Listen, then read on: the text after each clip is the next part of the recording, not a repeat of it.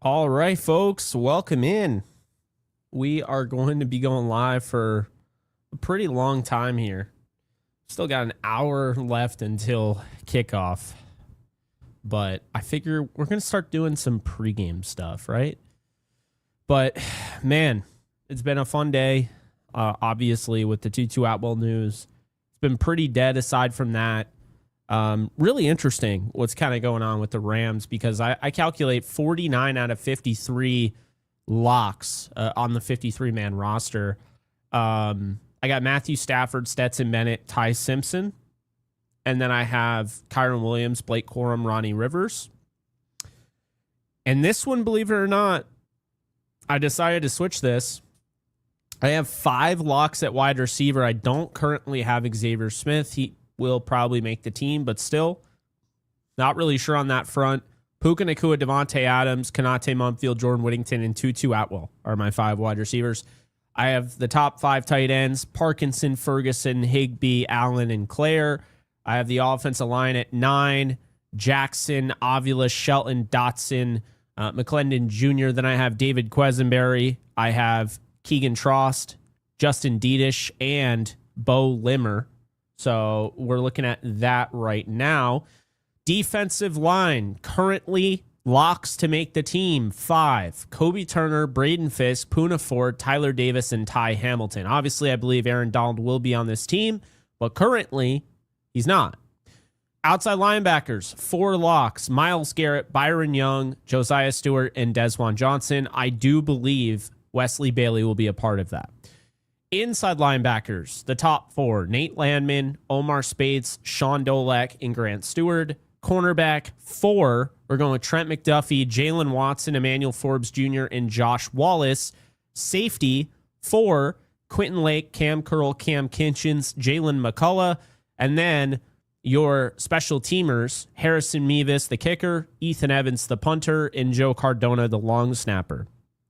So that's the thing there, right? Now, I want to make this this very clear. When you look at this team, it was already a tough team to make, okay? It was already a very tough team to make. So that's kind of the big thing there.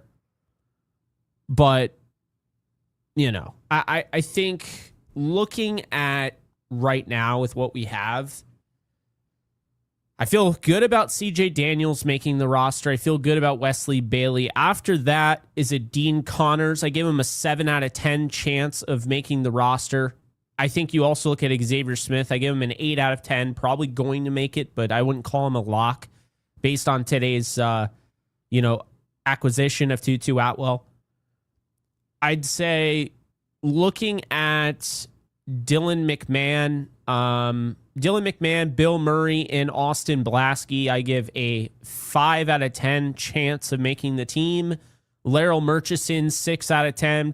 Tim Keenan the third, 5 out of 10.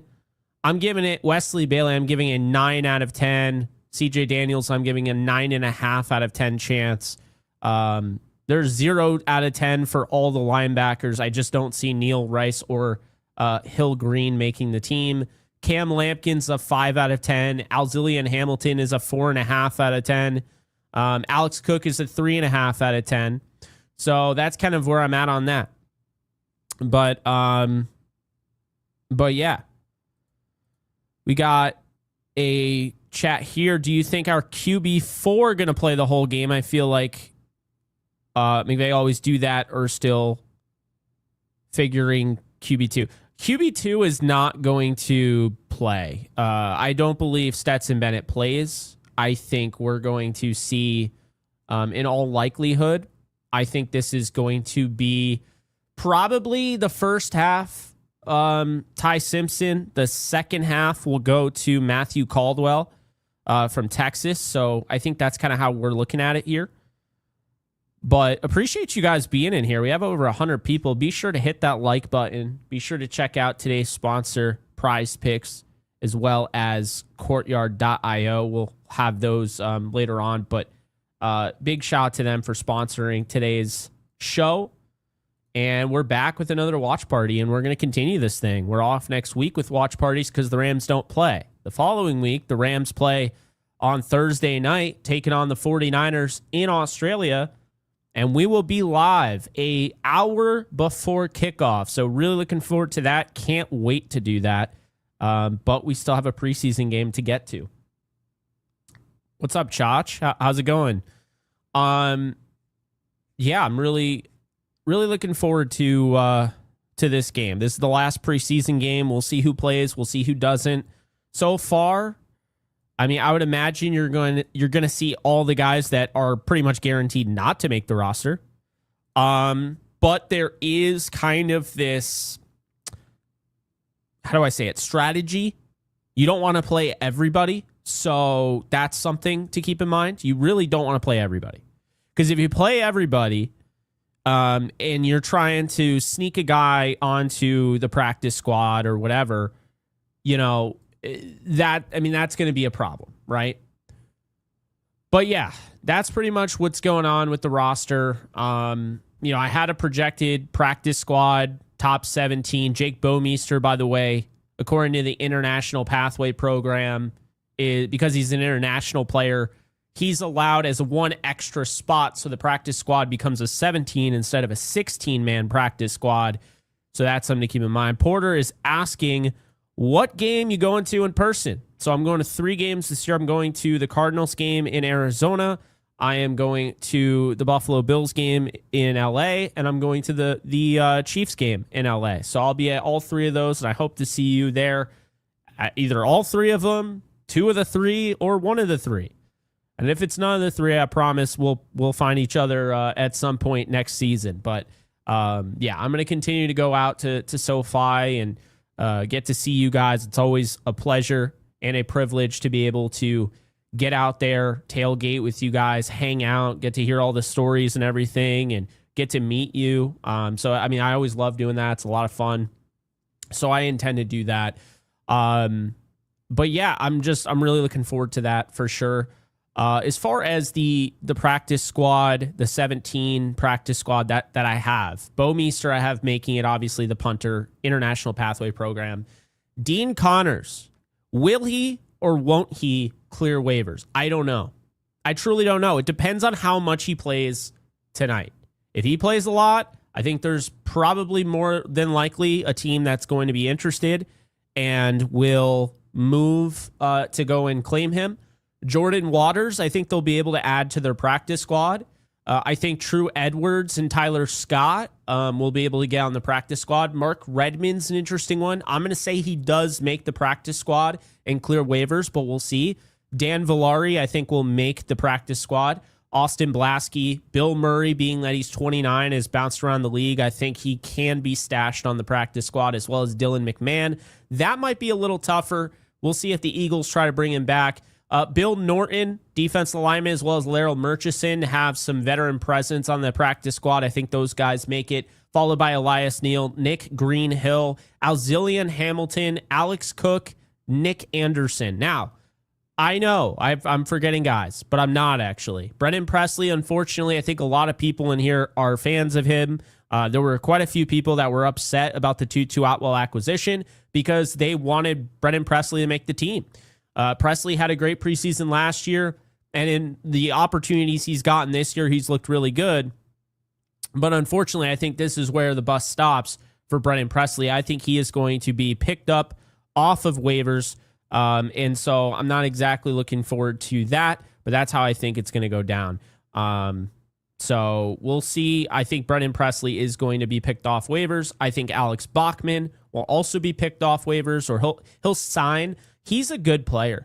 I wish that the Rams could find a way to get Alex Bachman on this team, because I think Bachman really fits this team. I really do. I really think Bachman, when you're looking at a receiver that can help you win now, and a guy that can get open, and a guy that can move the chains, I think Bachman can kind of do it all. I think he can also offer the special teams ability as well. So it is kind of a bummer that, Bachman pretty much has no shot at making the team now. But, I would love to see him get on the practice squad. I just don't see it. I just do not see it. Tim Keenan is another one. If Keenan doesn't make the 53, and right now I don't have him making the 53. If he does not make it, then I fully expect Tim Keenan to be claimed off of waivers. I think he's just too good to be cut, but the Rams are just too good to keep him. And the same thing is Timon Fox as well. The outside linebacker had himself a pretty underrated game last week. I think he could also be claimed. I think Monty Rice, the linebacker who's played really well, there's just no spots. The Rams aren't keeping 5 linebackers, so Rice, I think, will be claimed. And then I think Cam Lampkin, I've said it, I think he's going to the Seattle Seahawks. I really do. I don't want him to go there. It's going to be annoying, but I think that Cam Lampkin will end up in Seattle.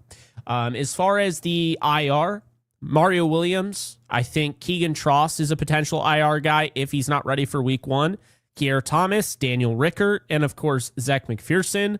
Potential suspensions include Puka Nacua and Alec Jackson.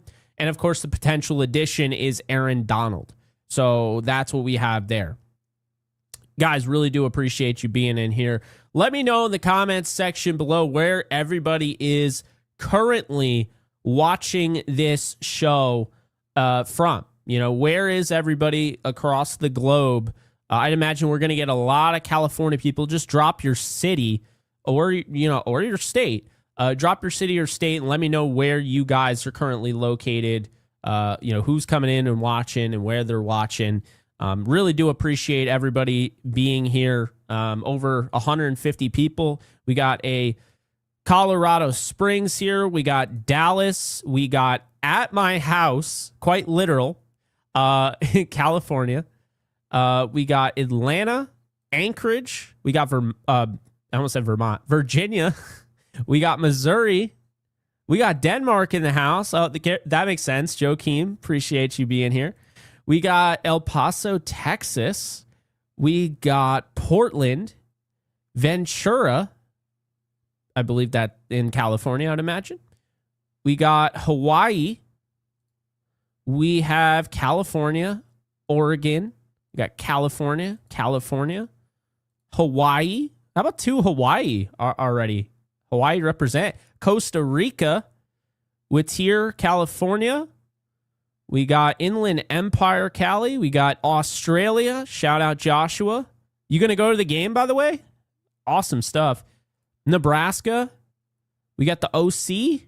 We got Tacoma, Washington. Westport. Fresno. We got Washington, Arizona. We got Pennsylvania. We got Canada. Hell yeah. We got Sydney, Australia. Awesome. San Jose. Appreciate you guys coming in and repping. We got Limgrave, which is there actually a Limgrave, or are we doing an Elden Ring reference? I mean, there very well could be a Limgrave, and I'm just not really sure. Where is it? That definitely feels Elden Ring-esque. Does this say Walmanalo? I almost said Walmart for a second. I was like, well, wherever you're coming from, right? Or you could be streaming just in the line at Walmart, right? We got Valencia, California. We got Pittsburgh. Yes, Baggy Man, appreciate it. Like the stream, y'all. Let people know this is where we're going to be hanging out tonight. Play-by-play, reaction. Not seeing any New York, which is kind of surprising. That's where I am currently. Yeah, see? Can't pull a fast one on me. I see right through that. No, I love it. Palmdale, California. I like that. America's new team. Oregon. Debating driving to the game right now. What is there to debate? If you think you should, then you should. Go out there and do it. I love it. There we got in New York. There's Rochester in the house. Thank you, Jason. Way to represent. We got Las Vegas, Fresno, California, Tacoma, California, LA, baby. And we got Santa Clarita. We got Kansas City, Valencia, California. A lot of people. Hell yeah. How you living? How you feeling?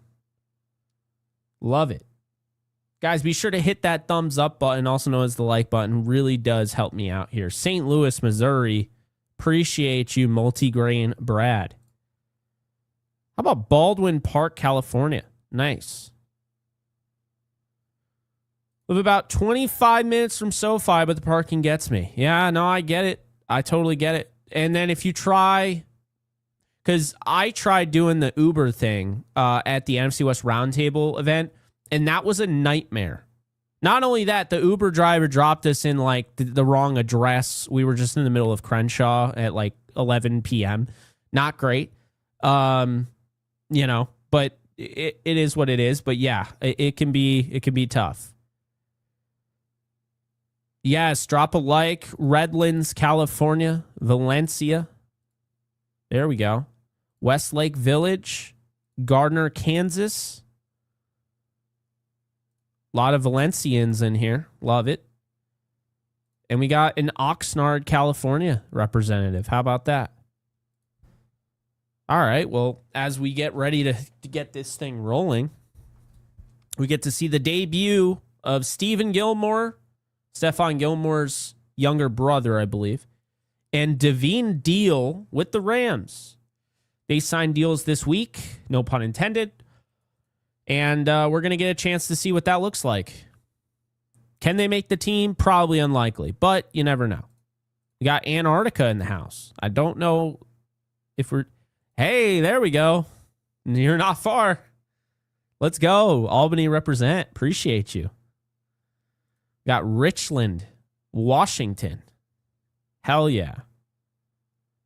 LAX Metro Shuttle to SoFi. I mean, that should work, right?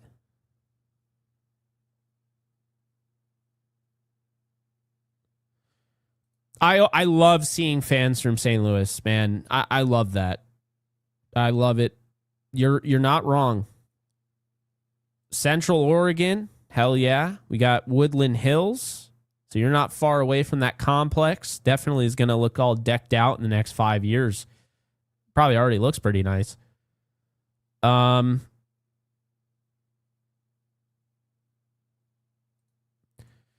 This is a great question. So the Chargers are playing Justin Herbert, from what I saw. He's not going to play a ton. It's a huge opportunity for the Rams defense because they get an opportunity to go up against Justin Herbert. And these guys, this is the third team. This isn't even the second team defense for the most part. So really big opportunity. Does that also trickle down to their defense? Do they end up playing their defensive starters? That would be a really good opportunity for the Rams offensive line. I'm going to say I think they continue the hot streak as long as, and this is a big one, the Rams don't pull anybody from that. Like if they've already decided Bill Murray is a part of this moving forward, he made the 53 or, they pull Blasky, then I think it's a little bit different. I think we're talking about a different offensive line. But if everybody kind of stays the same here and this is, the continuity carries over to the next week, I think the production carries over to the next week, if you ask me. So, definitely something to keep an eye on for sure. But I think that I love that question, though. I think that's a great question because it's valid. It absolutely is valid. So, if the Rams moved out of LA, which city would they choose? I have no idea. Let's just hope they never do, right? and they won't. There's no way. Not anytime soon. But that's an interesting question there that will get tomatoes thrown at me. But nonetheless, appreciate it. We got Boise, Idaho representing. We got Columbia, Mizzou. We got a hi Jake. What's up? SD Mirza. Appreciate you. Oregon Coast. We got Phoenix. Hell yeah.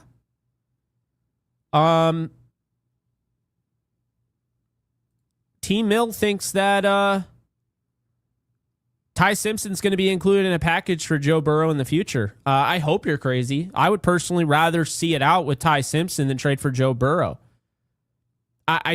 Joe Burrow can't stay healthy, and he's going to cost a ton. So, yeah, I would just stick with Ty. I know that sounds crazy for some people, but I am not as high on Joe Burrow as I once was. I am much higher on Justin Herbert, who we're going to see tonight. And trust me, I was a big Burrow fan, but I see the writing on the wall, and I see who the better quarterback is, and the better quarterback is Justin Herbert. He just doesn't have Jamar Chase and T. Higgins as his wide receivers. They both have bad offensive lines. One guy doesn't go down nearly as much, and he doesn't have anywhere near the offensive help that, offensive weapons that Joe Burrow has. Orland Park, how about that? Now this, Kendall, see, you know me. This is a really good question. It's tough for me to say no, but I would actually say no. I will take Tutu Atwell because my biggest issue with this wide receiver room is they lack speed. And now you add Tutu Atwell, who brings more speed to the room. Cedric Tillman is somebody that I had highlighted throughout the offseason, said he made a lot of sense as kind of a buy low option here. And I still stand by, like, if they were willing to have gone out and got him, I think he would have done something in this offense, and I think he would have had probably his best year of his career. Here's the problem. I think he's very similar to Konate Mumfield. I think he's very similar to CJ Daniels. There's not really a lot of differentiating factors here. Whereas I think Tutu Atwell, the only one that's even similar is Xavier Smith, who may or may not make the roster. So that's kind of where I'm at on that one. Really do appreciate this. Is a great question. I really do appreciate it. Go Rams. I like Azilian Hamilton. Kid has talent. Yeah, I'm hoping he makes it onto the practice squad because I don't think he makes 53, but I do really like his play style for sure, and he's got a great name. Ruiz with Bakersfield. We appreciate you. Hemingway coming in with the 30.99. We appreciate you, Hemingway 43. Jake, your watch parties are heaps better than the commentary booths that the team gives us.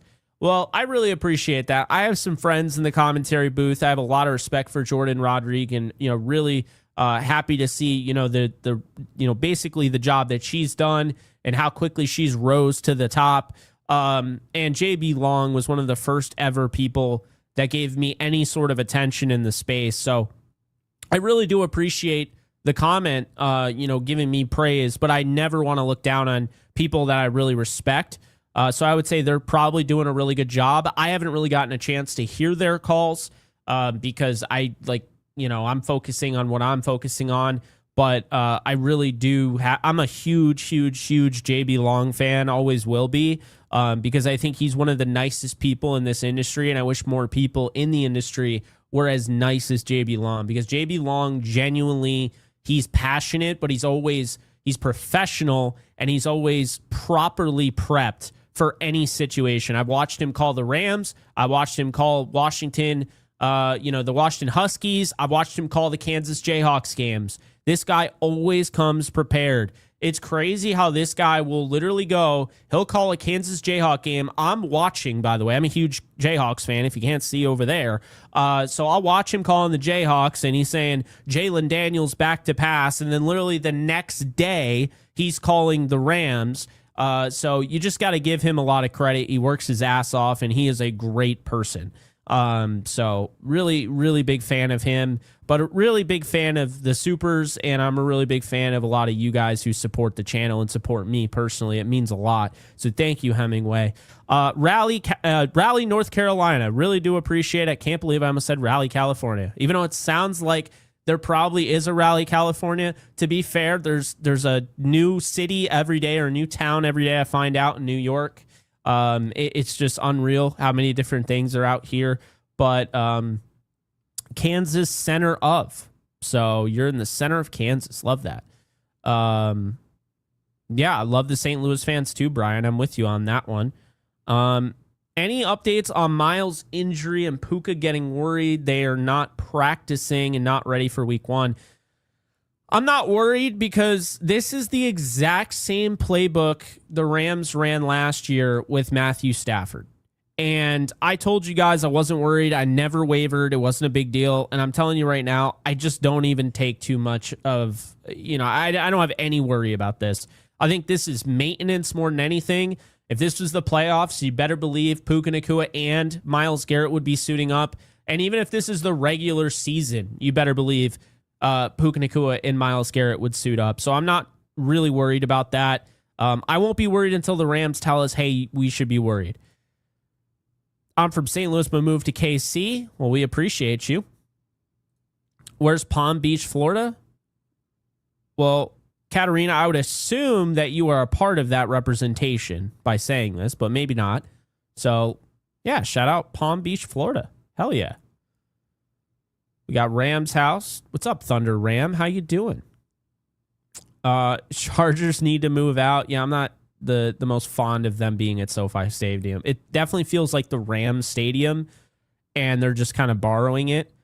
Like they're Airbnb-ing it, but instead of like their time like being up, they just keep staying there. So that's how it feels.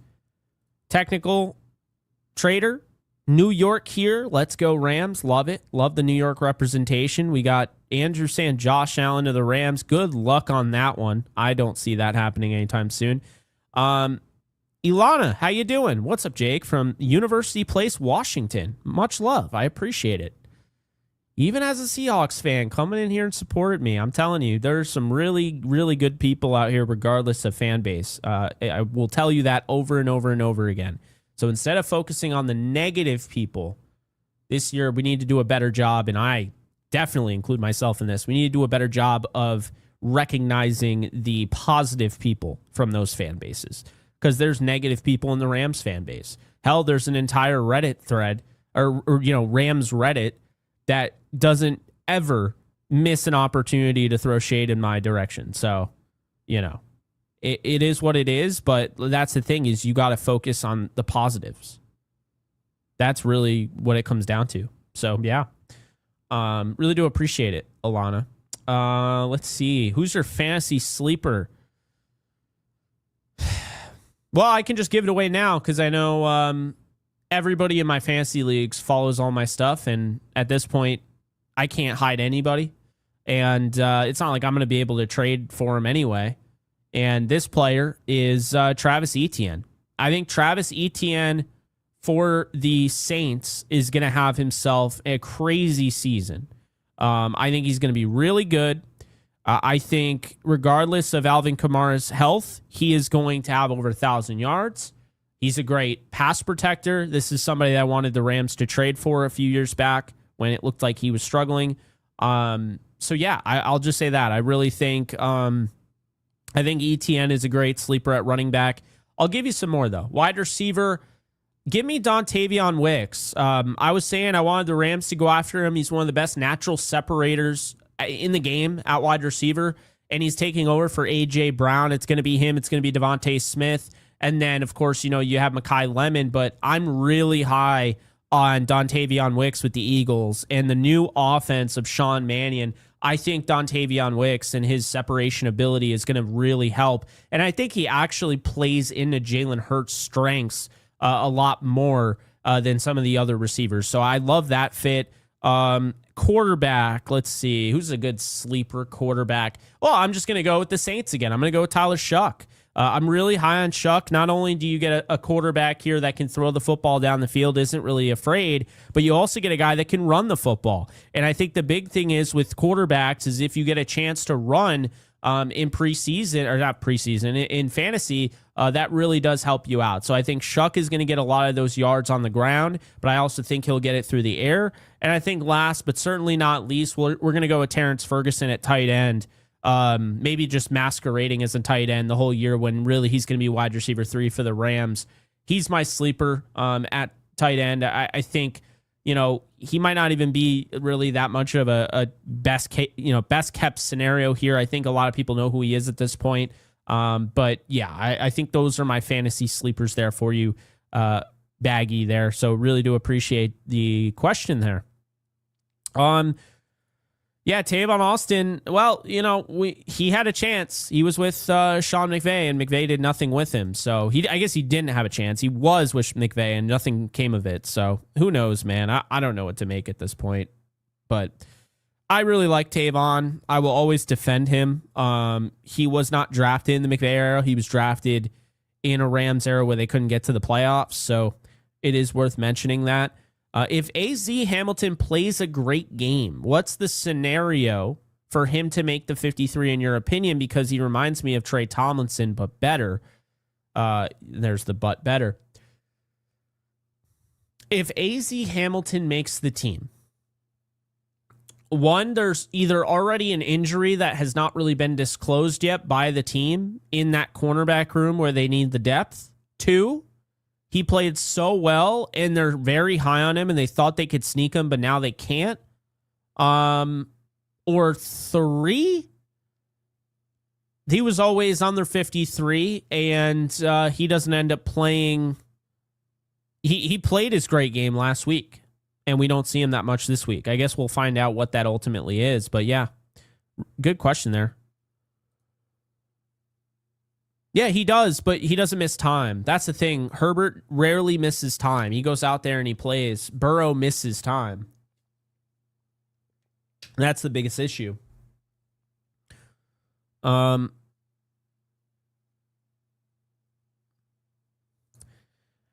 As a native Washingtonian, I'd like to say Hawks fans are fake news. Nobody really cared for the team until 2012. They are like the Golden State fans that came out of nowhere when Steph went off.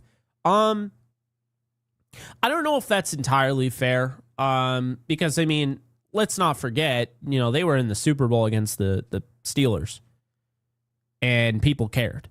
And people showed. And that place has always been hard to play. You go back and, remember the Sean McDonald touchdown catch to beat the Seahawks in the playoffs in overtime? Like, that to me is, you look at that, you look at how many boos were coming down and just how loud that stadium was.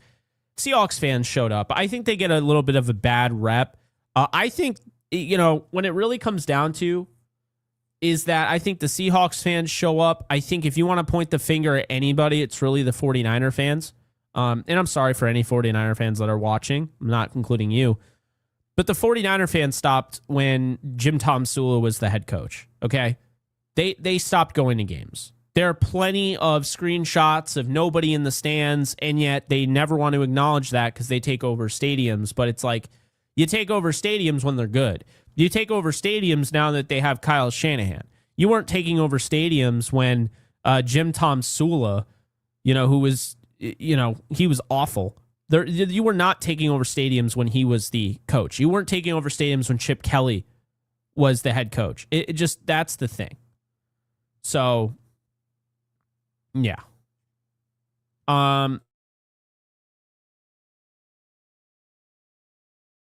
Fana.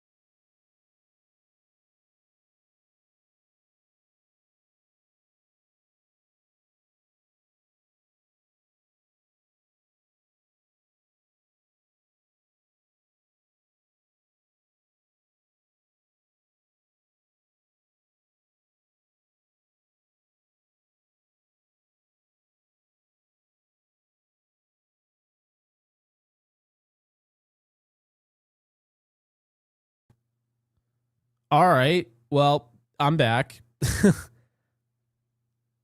Shout out Spectrum. They suck. And I will be giving them an earful tomorrow on the phone. It's been unreal. They've been doing this upgrade in my area. Upgrade. Air quotes needed. And it's this whole thing where they're like, oh, yeah, your upload speed is going to be on the same level as your download speed, which is unheard of in New York. I know California people are like, what are you talking about? It's easy. I pay for a gig internet. I get a gig download, which doesn't even hit a gig. I get about 700, we'll say 700 megabytes, whatever, megabits, whatever the hell it's called. And I get 40 upload, and it doesn't even always hit 40.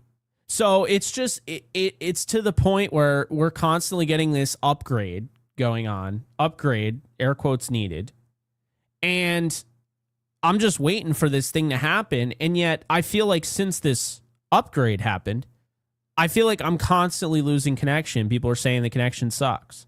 So I'm just kind of over this company. I wish they would just get their shit together. And, that's kind of where I'm at. I understand no Spectrum sponsorship is happening anytime soon, if I'm going to talk like that on the air, but it is what it is, right? I mean, I'm just being honest here. I'd rather be transparent than just lie and be like, yeah, it's so weird. No, I'm going to own it. That's what happened. Totally just lost connection. At least it didn't end the stream. I would have been so pissed if it ended the stream. I would have been really pissed. Because I went live early. I was prepared. Man, if it ended the stream and I had to restart, I would have been furious. I probably would have called him up right then and there, and no one would have been there. So, anyway, obnoxious. All right, let's pick up where we left off here. Hey, Jake, you think we will turn this time? I always liked him. Who's that? Tutu. Think we will use Tutu this time? Great question. I'm going to say yes. I'm going to say he ends up surprising people. And maybe even in the first game against the 49ers, he catches a bomb for a touchdown. Something like that. But who knows? I don't know anything. I don't know everything, right? Yeah,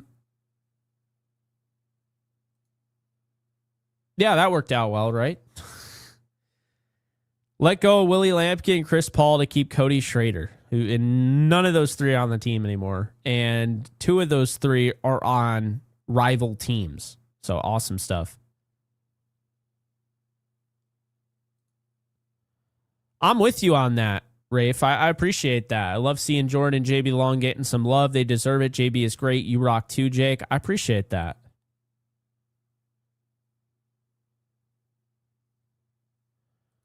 I don't look at it like that. I think Jordan basically chose to continue her career ascension. And that's what happens, is that when you're offered an opportunity to keep going up the rungs, why would you stop climbing the rungs? This is everyday life. If you have a chance to go somewhere and you get a promotion, I'm a big believer in mobility. If you don't like what's going on, or say you have an opportunity at a bigger role, a bigger deal to make more money, to be happier, because understand this, just because it's more money doesn't mean it's going to be happier, right? It's not going to make you happier. But if you have the opportunity, you should always take that. You should always be open to mobility. Because if there's a better opportunity somewhere, you shouldn't just be like, well, I don't know. You only live once. If it works for you, why not do it, We got Suffolk, Virginia in here. Appreciate you. We got a Jake from Young and Isaac, OG supporter of mine. Appreciate you. Our two starting edge rushers have knee problems. Well, I think everybody has knee problems in the NFL. I think everybody's knees are banged up. It is what it is. I think he'll be fine. Now, the grim way to put this is that Byron Young probably won't be on the team next year because he's a free agent, but there's that. We got DC in the house. What's your fave stadium food in SoFi? Tsunami tots are fire. Guys, I'm going to be totally honest with you. I've never had SoFi food. Never once. I've been to SoFi twice. 3 times. No, that's not true. That's not true. I did have SoFi food, but I had it from the VIP section on the, in the first the lower bowl section. I forget what it's called. The club area. That food was good. But regular, the stadium food, I feel kind of fake here, but I've never had any of that. because the Eagles game, we got in late. I ate at the tailgate. We got in late for the Eagles game, prime time, and the game was kicking off. So the only thing I had, and this is before I stopped drinking, buddy of mine bought me a beer. The mango cart, great, by the way. I wish they made an NA of that, and it was in New York. Maybe they have, and I'll definitely try it. But yeah, I had that. Then I went with my dad, and my guy Ernesto hooked us up with like the VIP club access, which is great, and we got food there. But when I was at the NFC West Roundtable event, the Thursday night game last year for the 49ers, we ate beforehand, so I didn't have any of the stadium food either. So technically I haven't had any of the stadium food, but I heard it's kind of hit or miss. The Tsunami Tots sounds good, though, to be fair. Dream Rams job, Jake? I've always said there's one thing, because I personally am totally fine doing this the rest of my life. But if I were offered the job to be the Rams general manager, I would take it. About anything else I would decline. That I would take it. I've wanted a general manager job for the Rams since I was in second grade. I wrote it down on my dream jobs questionnaire they did for the whole class. You know, you had everyone like, oh, I want to be an astronaut. Oh, I want to be a police officer. I want to be a fireman. I wrote down, I want to be the St. Louis Rams general manager. That's what I said back when I was in second grade. So I've always had I love every team, all of my favorite teams, but the Rams are just on a whole other level. Kendall, your birthday's October 12th. Mine is actually the 11th.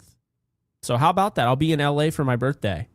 And I guess we can both celebrate a Rams win over the Bills on October 12th. Hopefully we see each other. Yeah. So that's kind of where I'm at on that one. But that's a great question. That's a great question. But yeah, the dream job is definitely, and it has nothing to do not spin this into Les Snead. Has nothing to do with Les Snead. I have nothing against Les Snead. It's just all about, it's all about just what I've always wanted to. I mean, I wanted that back when I was like, because the Rams are bad and I want to make them not bad. Because they were bad. But now it's like, I mean, I'd still love the job. I think I could do it. I definitely think I could do it. I'd be able to hire the people that would. That's the thing. And I know that, like, this isn't me saying I could do it better than Les Snead, but I know I could do that job. And I know people are going to laugh. I know I could do that general manager job in the NFL because I would know who to hire. I would get the right people in the room. I would actually invest in an inside linebacker. You're right. I'd get the right people in the room. I'd have a plan of attack. And I think I'd be a little bit more open to the outside, like the outside the box type of guys, like a Jack Strand. Like, I think I would actually go out and draft, not draft, but maybe sign those players. But on top of that, I think I would be pretty aggressive with trades, but I would have controlled aggression because there's no farm system like baseball, so it's not like I would be like a prospect hugger. Like in baseball, I think I might have a little bit of a harder time getting rid of prospects, but I think I'd be fine. The NFL, I think I would do more trades, and I think I would do more player trades instead of using draft capital. That's what I think I would do. So, yeah. And again, I would just have like a brain trust. I'd have my camp. I'd have my circle of trust, if you will. So, yeah, this is fun talking about me being a general manager. How much of an egomaniac do I sound like right now? Oh, man. Let's see. Stan needs to kick Spanos out. Yeah, I don't like Spanos at all. Do not respect owners that can't be owners. He is a poverty owner, and he should not be an owner in the NFL, and I stand by that. His own sister's suing him for a reason. Do you think Puka may be contract related? What do you mean? Do you like will he get a contract? I don't know if we'll get a contract extension. I don't know. That's a good question. If that's your question, I'm not really sure what your question is. All right, we're going to skip some of these because I'm not really sure if they're questions. And then, of course, I was disconnected during them, so it kind of ruins the flow here. Stetson, I don't believe, is playing. I don't believe he's playing. Herbert is a good quarterback. He is playing, according to the Chargers, their own website. So there's that. I like to eat paint chips as a Seahawks fan. So that's definitely not a Seahawks fan saying that.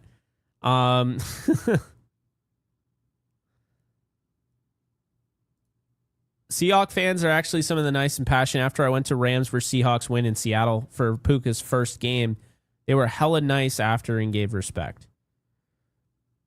Yeah, I mean, they're bad fans in every fan base. There just are, but there's also really good fans in every fan base. And I'll tell you, there's creators that they do content for these teams, and they are so much better than what they get from their audience. I will say, like I look at Jesse Naylor, Last Second Sports. Not only is he a friend of mine, but just before he became a friend of mine, I saw through the grapevine. I'm like, wait, hold on. This guy does not get nearly the respect he deserves from 49ers fans. And, I understand we're in the business of, the customer's always right, the consumer's always right, but I think the 49ers fans don't know what they have in Jesse. I think a lot of them do, because obviously Jesse has I think he has over 30K now in subscribers. But the non-30K that are constantly trashing him, they don't know what the hell they're talking about. I'm trying, man. That pissed me off, man. That pissed me off. I'm tired of getting disconnected. It really does. Maybe it was also because the Yankees are losing 5-1 and the bases are loaded and that whole thing. Maybe that's also part of it.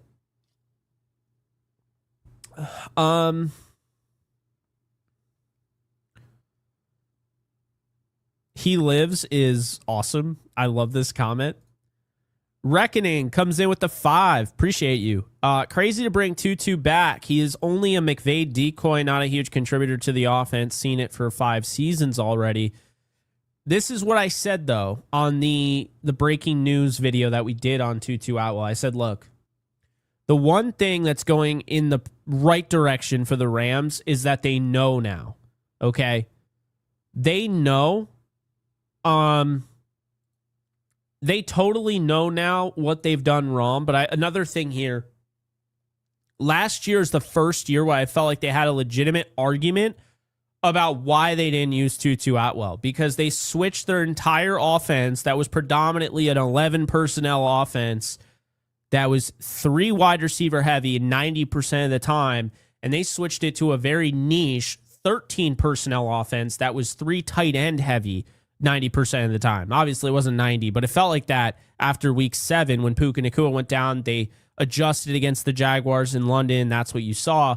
So I just think like last year, unfortunately, Tutu Atwell fell victim to that. He loses his touches because they had 5 tight ends, on the roster, and 3 of them were, constantly on the field. So it is one of those things where you have to have better blockers if that's the direction you're going to go in.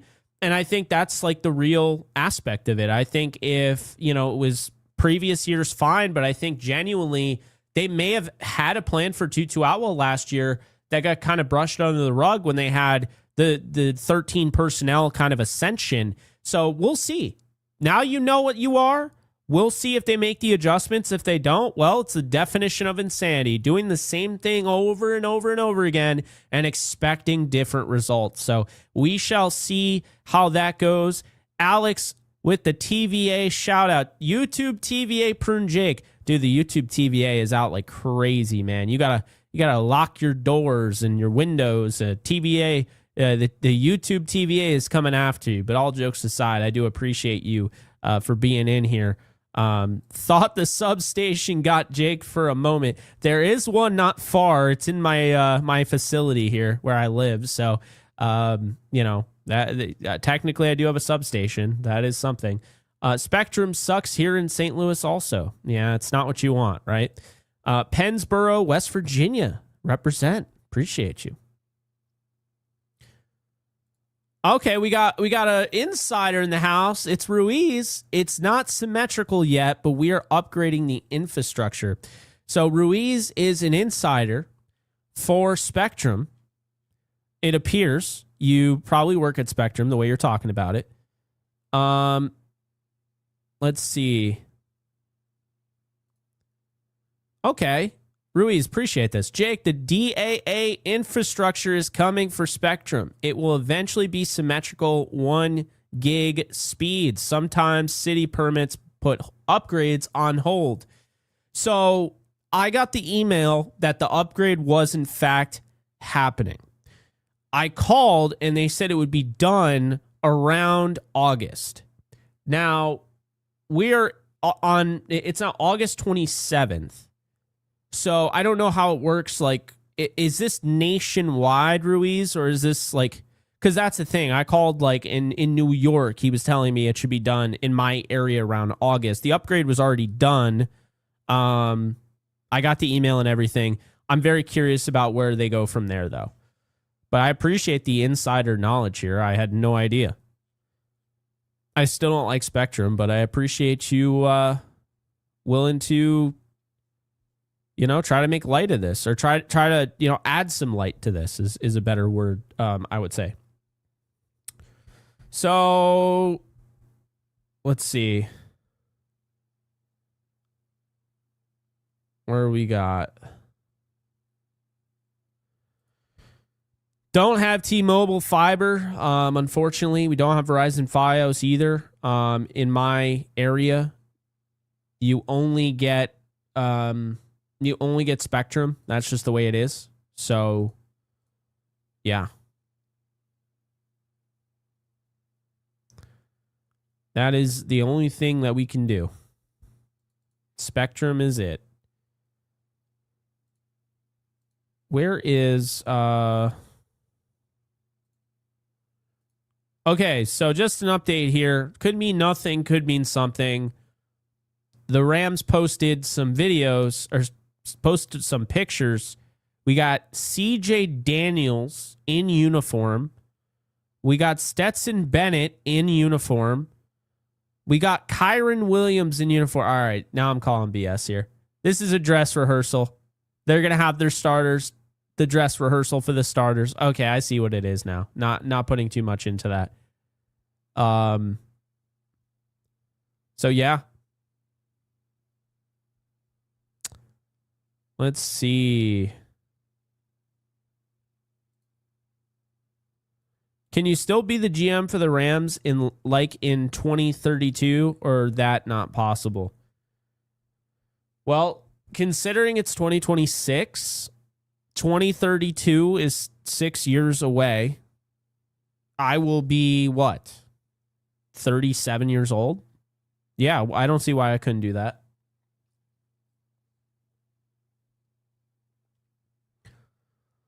I don't see why I couldn't do that. I think I could do it. Let's see. We've been live for 53 minutes, y'all. Crazy. I like doing these pre-games because we can have a Q&A. That's basically what this turned into. Brian, I appreciate the confidence and the love that I would be a hell of a good GM and that I am the top content creator. I appreciate that. Don't know if I'm the top, but of all content creators, that's tough, but I appreciate it.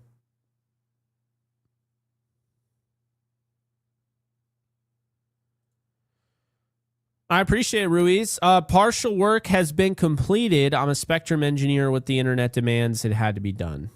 Oh, yeah. No, definitely. It's nationwide. All right, that's good to know. That's good to know. So let's be honest here, Ruiz. We're not going to see buttery smooth JE lives until next year, right? And that's basically what we're getting at. I don't know why he told me August, but I didn't really buy it when he told me that.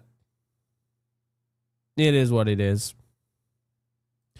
Who's excited? Who is excited for the game? Who wouldn't be excited for the game? I'm going to get this up right now. Let's see here.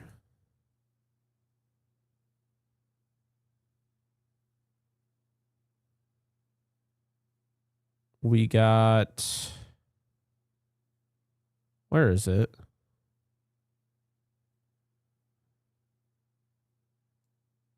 Oh, no, that's not it. Okay, there we go. Starting soon, baby. What? The program is blocked in your area. Oh, it's because I have to wait for this stupid Steelers and Bills game to end. Or not. What? What is on NFL Network right now, chat? Why are they giving me shit?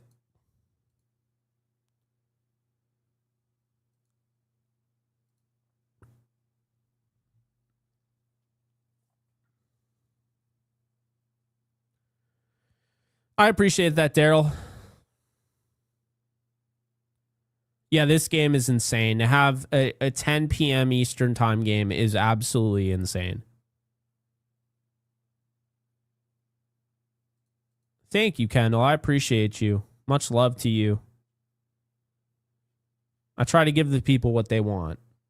Okay, it is Bills and Steelers. Okay, thank God. I thought I was actually getting... That would have been a whole new thing. By the way, I'm just going to say it. Okay, blackouts are dumb. Don't black out games. You black out the New Jersey Devils. I like the Devils. I also like Vegas, but that's a whole other story. The New Jersey Devils are 3 hours away from me. Stop blacking out the damn game. I'm not going to it. I go once a year, if even. I'm not going to the New Jersey Devils game. I'm not just picking up and going to it every single time. It's just stupid. Blackouts are the dumbest thing imaginable. They're so dumb.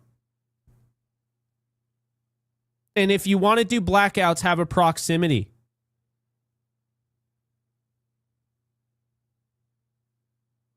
Like, have a proximity thing. Oh, well, you live 20 minutes away from the stadium. All right, now that's different. But you're going to black out a game that would take me 3 hours to get to? That is so stupid. There's no logical explanation for that. None. Period. Exclamation point. End of story. Blackouts are dumb. They always have been. They always will be.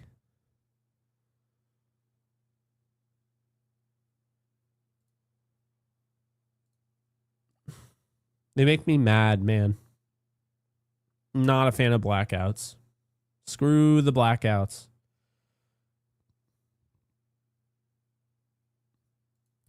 Exactly. You pay an arm and a leg for these damn games, and they're like, oh, this is blocked out in your area. Oh, hey, y'all, guess what? Do you know what was blacked out? It was the Bills and Pittsburgh Steelers, okay? How far away, I'm going to ask Google right now, how far away is the new Bills Stadium from my location? 4 hours and 33 minutes. It is 287 miles away from me, and it's blacked out in my area. What a crock of shit. That is insane. I'm not going to a Bills game anyway. I don't like the Bills. I'm not a Bills fan. Ridiculous. That is so ridiculous, man.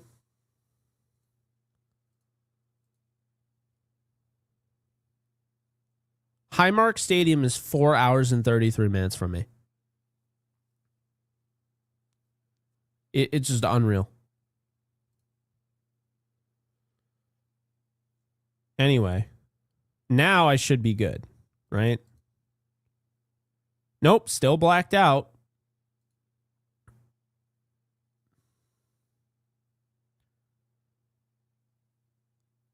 It's so stupid.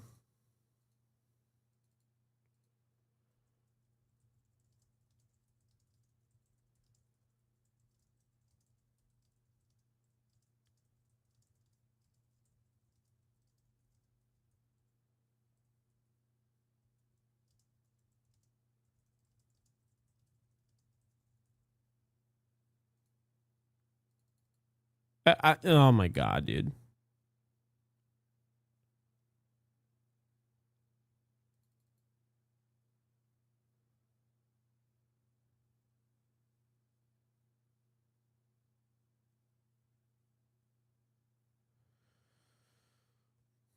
What is...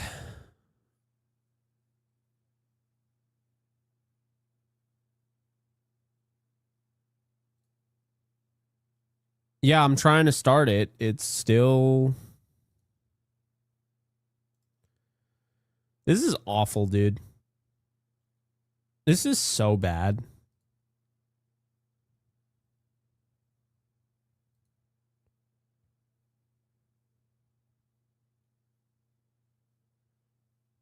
Blacked out. This is blocked in your area.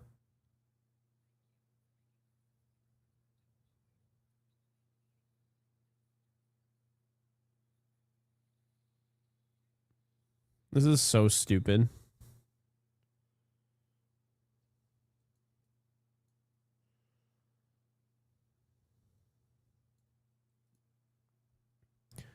I don't... It's not on CBS around me, Mark, unfortunately.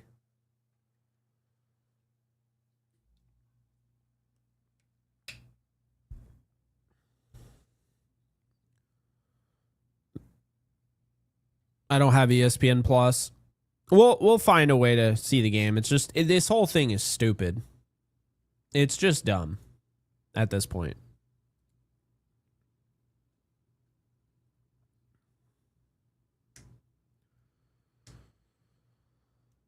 Let's see here.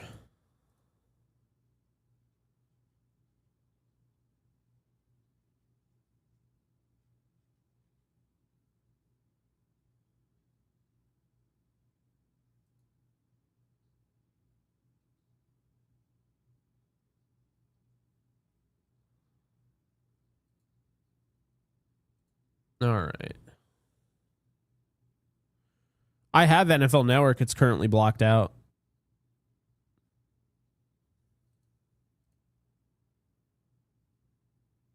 Programs blocked in your area. What's so dumb, by the way, is that the game is blocked out for the Bills. But I can go to the Pittsburgh Steelers Bills game on Fox and it's not blocked out. But it's blocked out on NFL Network.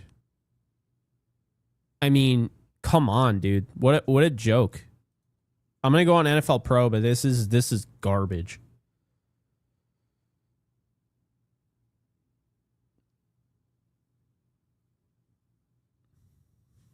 These people need to be flamed for this. It's so bad, dude.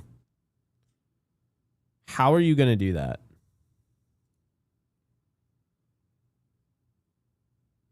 People are trying to watch preseason football and have to jump through all these hoops. It's stupid.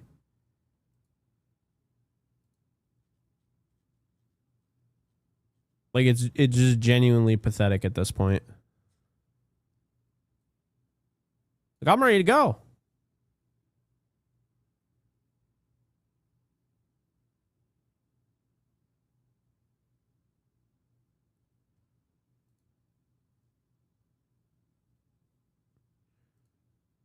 No, this isn't how it works. They don't black out NFL Network. That's never been a thing.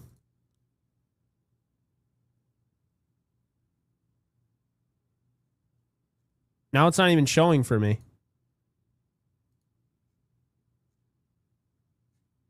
This is some ludicrous stuff going on right now.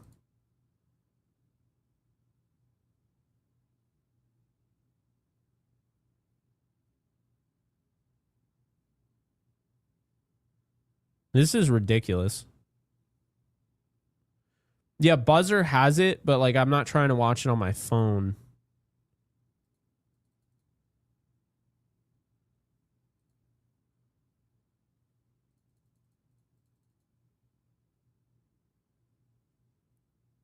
Did the game start?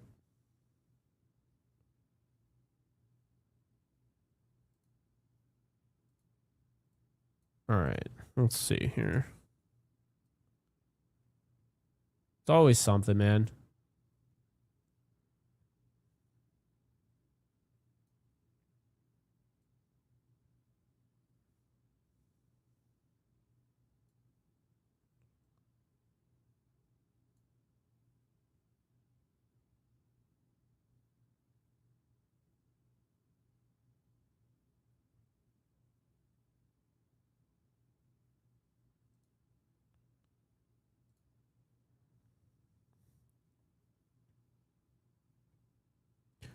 Yeah, I'm trying to watch it right now. It's we'll find out. We'll find it, guys. I'm not worried, but I'm annoyed.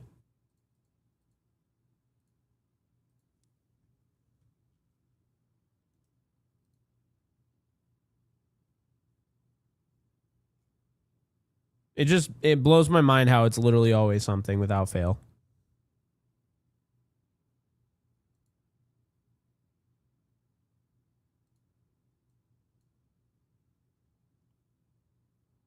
And then, not to mention, on NFL Pro, it's like, what the hell is going on, dude? I'm trying to find the preseason game, and you just can't even find anything. Or NFL Plus, whatever the hell it's called. There we go. Okay, we got it. Dumbest thing you've ever seen, though. Literally have YouTube TV, and you can't even use it because it's blacked out. All right. I don't love using this, but alas, this is what we're going to be doing.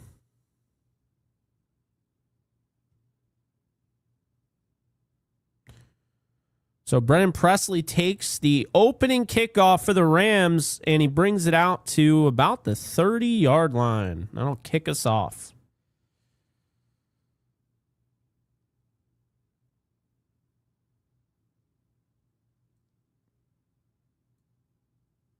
All right.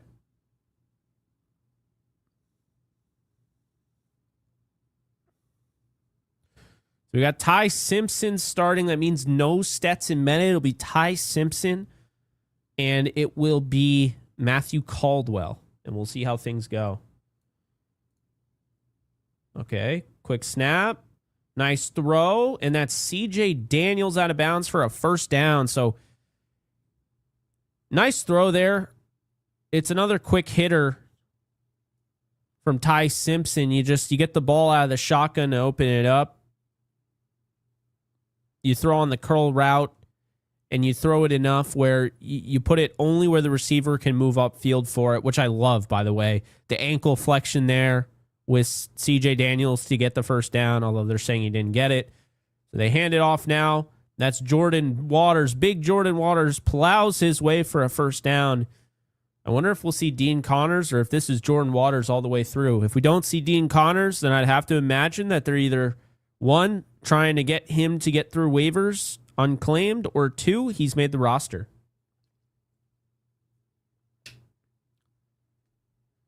All right.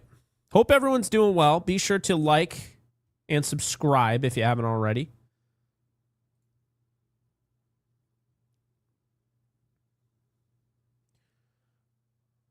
All right, Simpson in the gun, delivers over his head. He was looking for Tyler Scott. Incomplete, well over his head there.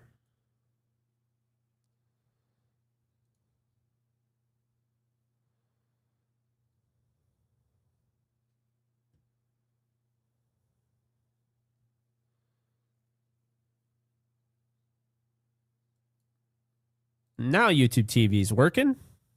Thank the Lord. Hands it off, and that is Dean Connors. So looks like Dean Connors is playing.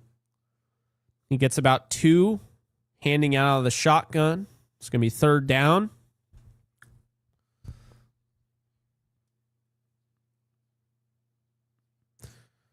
So left to right, Arcuri at left tackle. You got Bill Murray at left guard. I'm trying to follow all the way through here.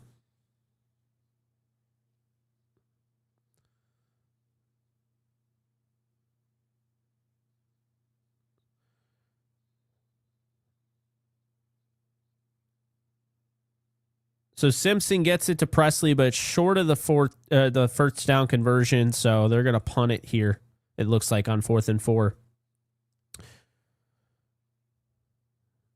So you got 60, 64, and 70. You got 70. There's Bryce Henderson getting beat there. Blasky at right guard, and then who is at center?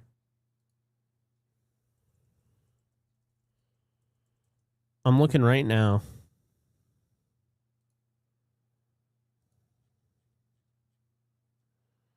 That's Wyatt Bowles at center.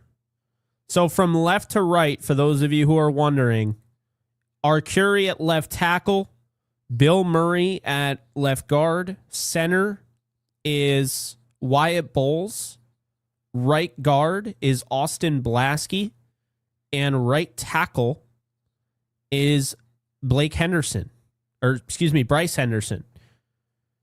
Henderson gets the nod over Blake Hance.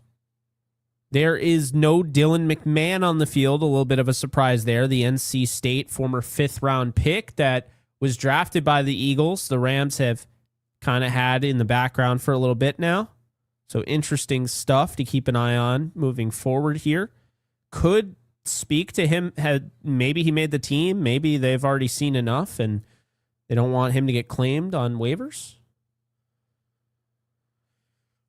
But yeah, I told you guys Justin Herbert's going to play. So here we go. I'm very, very curious to see how this thing goes. Looks like the scoreboard is looking a lot better this time around. Sorry about the last time, guys. I talked to Stream Slayers and they were like, yeah, there was something going on the last game. They had some weird malfunction. So we're good now. That's the cool thing. That's what it's all about. So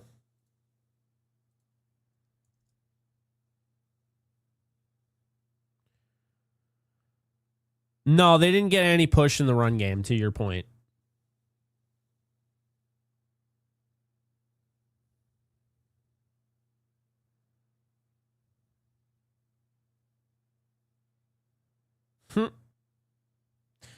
All right.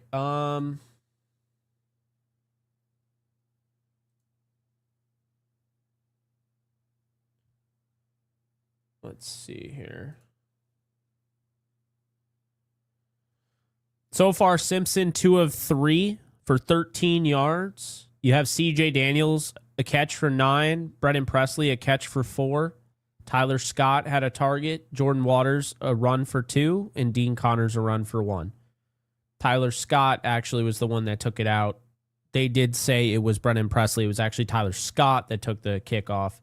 And Ethan Evans, the one on the punt, which is surprising because Jake Bomeister is on this team. You would think he'd be punting. But anyway. So 1st and 10 here. And there is Bailey on the left side. And Herbert gets rid of it to Charlie Kohler, who I think could have an interesting season, was the blocking tight end, the go-to blocking tight end for the Ravens. And now here he is in a bigger role. But the whole Charger offense is out there. So this is a huge opportunity for the defense.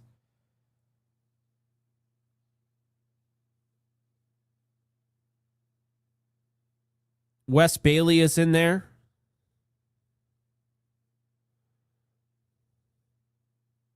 Oh, he dropped it. Nick Anderson picks up the fumble. There was some sort of miscommunication there. Justin Herbert handing it off to Omari and Hampton, and he just drops the ball. Let's look at this again. Herbert out of the gun, the pistol, And he doesn't even get it to Hampton. He just dropped it. So Herbert fumbles, and the Chargers fumble as the Rams gain. Great job by Nick Anderson to dive and sneak his way into the backfield, pick up the football, and the Rams take over. 1st and 10 now. Nick Anderson, once again, his presence is being felt, taking advantage of what the other team just basically placed on the ground for him. So 1st and 10 here. They come out with Ty Simpson under center here. 3 wide receivers. Simpson gets rid of it, and it's out of bounds. Presley, a catch for no gain. So it's going to be 2nd and 10. I like that. You do a little bit of a bootleg there for Ty, see if there's anything there. There wasn't. He felt like just, hey, let's pad the stats a little bit. Let's complete this pass here. So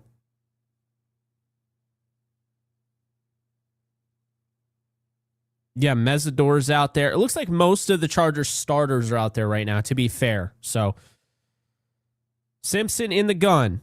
In motion is Presley. Simpson in the shotgun looking, firing, and he completes it to Presley. Johnny on the spot there for a gain of about 7. It's going to bring up a 3rd and 3 here for the Rams, and they are in the red zone currently following the miscue from the Chargers. I believe that was Diane Henley that just made the tackle. He's one of their starting linebackers. So here you go. You got the Rams' 3rd stringers and some of the backups taking on the Chargers starters here. It's a big drive. Simpson hands it off to Waters, and he is bottled up by the Chargers' starting defensive line. And you can see right away just the difference here. You get the combo block from Bill Murray and Bowles, and Diane Henley comes in on the run blitz unscathed and is able to make the play. So it's going to be 4th and 5 here. And Harrison Mevis is going to attempt the field goal to go up 3-0 for the Rams. It's a bummer. I would have loved to see a touchdown, but again, you have to understand what we're talking about here. Okay, there's a lot of talent on the field. It's actually a really, really talented play there for Diane Henley. And the reason I say that is because you look, they combo block the guys. So they combo block there, Bowles and Murray. And then you have Diane Henley with the run blitz just right up the gap, and he comes in unblocked. It did look like CJ missed that one. I agree on that. So we'll take it. Rams up 3-0 here. I would have loved to have a touchdown. Would have loved to see Ty Simpson throw on that, but I like that Simpson gets rid of it quickly. I like that he's got legs, and I like that he's got an arm velocity-wise. He doesn't throw these like rinky-dink passes. I mean, he throws on a line. It's a frozen rope. That's what we want to see. So far, so good. Rams are up 3-0.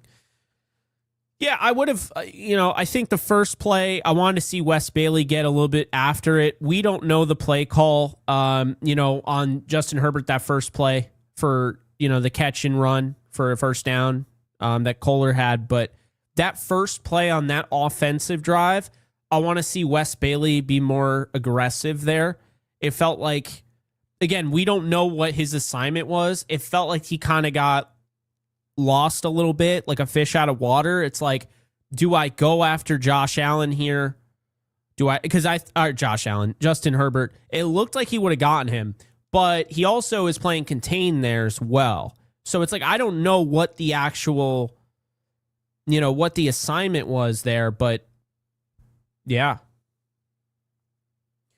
Everyone, really do appreciate you guys being in here. Be sure to leave a like on the video. It really does help out the channel. It helps this out. The algorithm starts pushing this out more. So be sure to do that.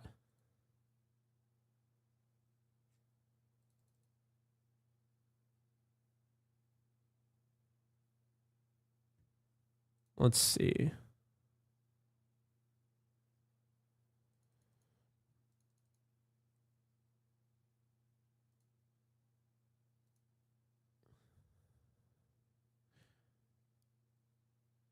We're going to see the offense get another opportunity. So Rams defense, Rams third string defense going up against the Chargers first string defense, or first string offense. So Mevis boots it deep, and the Chargers will kneel it down.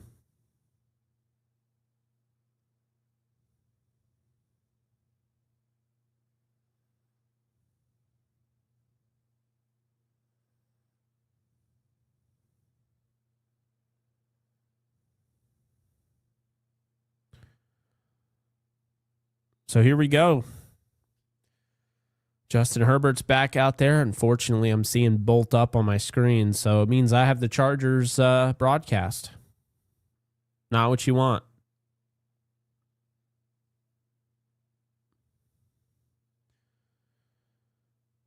Timon Fox now lines up where Bailey was, and it's batted in the air, almost picked off by Nick Anderson. So, good Lord. Herbert threw it, and it got batted at the line of scrimmage by, it looks like, is that Jackson Y? It was Bill Norton. So Bill Norton, number 93, is the one that batted it, almost picked off by Nick Anderson. He almost had his second takeaway of the game. Now in the pistol, Herbert looking deep down the field. He's going to fire it long, and he's got a touchdown, a deep shot to Quentin Johnston, and it's just an absolute break in coverage there. 65-yard touchdown. It's a coverage bust. Lampkin got owned, and I think you had, was that Engel back there?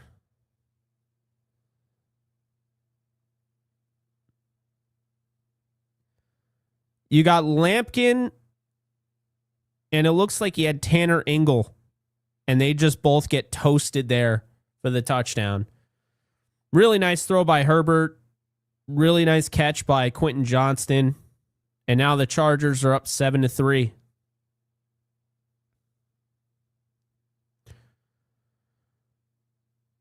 Well, guys, that's Justin Herbert for you.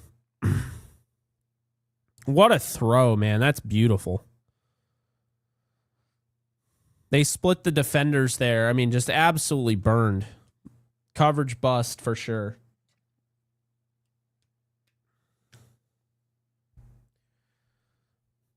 I don't think either of those players are making the team. I'm just going to be honest with you.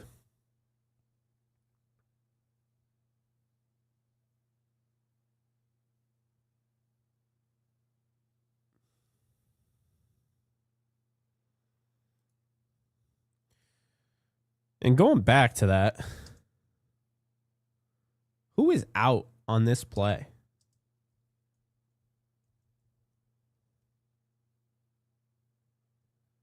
So we got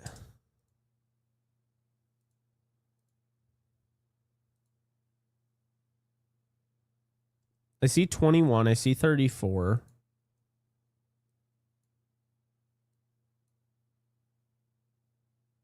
Hamilton was on the other side, I think.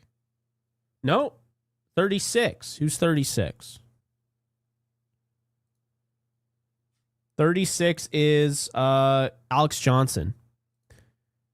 Hamilton's not out there. That is interesting.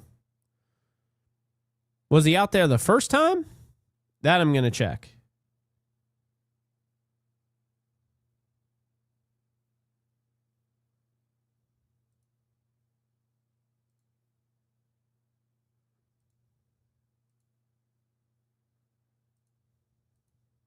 Let's see what we got here.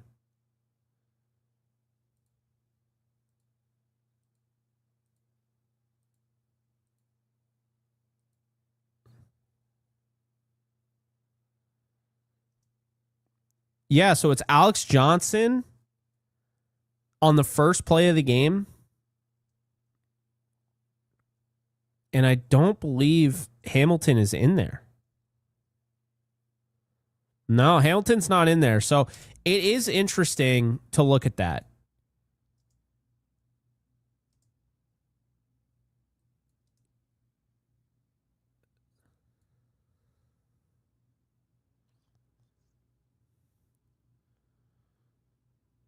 They went from almost having 2 turnovers and having the worst start to the game to then a 65-yard touchdown.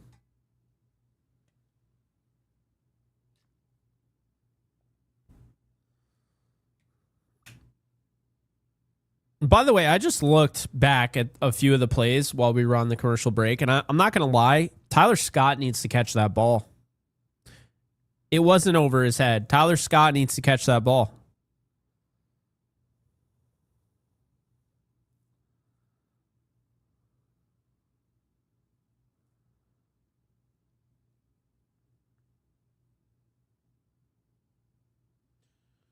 So it's a touchback in the landing zone. That's just on cue. That's not a good play by Tyler Scott. He doesn't return it, so now it's at the 20. Yeah, Dan Fouts is calling this game. Yep.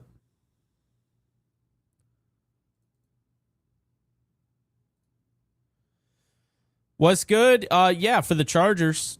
None for the Rams. I appreciate the 2. I just saw this, so sorry this took so long for me to answer this, but I appreciate it. Handoff. There is Dean Connors, and Connors with a nice run for a gain of about 7. Following his blocks, really quick and decisive cuts there. Now, of course, I believe the Chargers just took out their starters on this drive, so I don't think any starters are remaining at this point, but that's still a really good run. Yeah, their starters are pretty much all out, I think, at this point. In motion, hands it off. Connors, nice, subtle step to the outside. Connors bouncing it out for a gain of about 13 on that run. Nice run for Dean Connors there. You see the nifty running style of Dean Connors. A nice little sidestep. Good blocking, by the way, but a nice sidestep by Connors, reading his blocks, getting out of bounds there.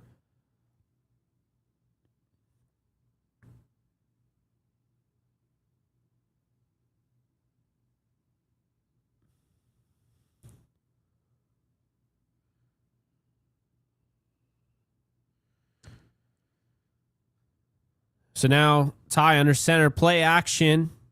He's looking, he fires, and he's going to find CJ Daniels, and it looks like he had a face mask pull, but that's going to be about 7 there. It'll be a 2nd and 3. Little bobble.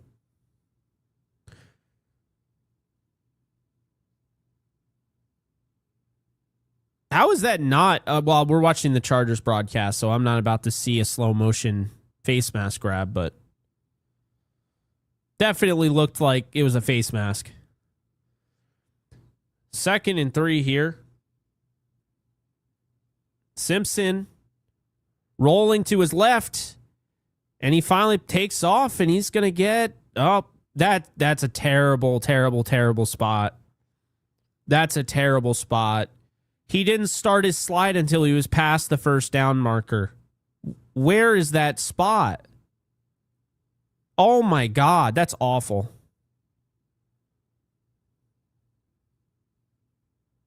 That's terrible, man. What the hell? I understand it's preseason, but if that ref is blind, get him off the field. I mean, are you kidding me? Terrible, terrible, terrible spot. That's awful.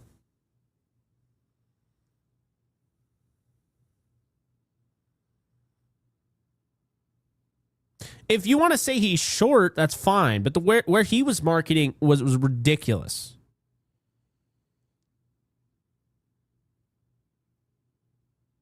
They moved it up. The virtual measurement cracks me up.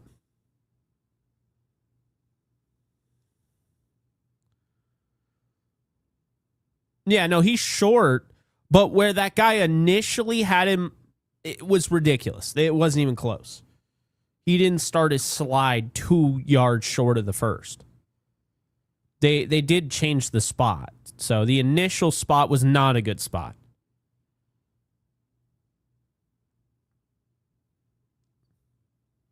And Ty Simpson's got to get that first down. Can't be sliding there. But luckily for them, it looks like Dean Connors did get the first down. So he plows his way for a first down, and this drive will continue.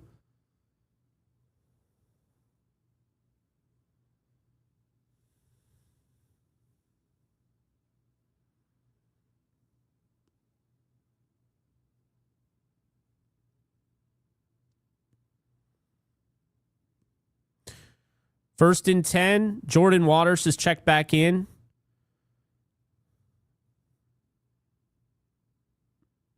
There's some motion there. And they hand it off Jordan Waters, and Waters bounces it out to the right side and gets about 3 yards.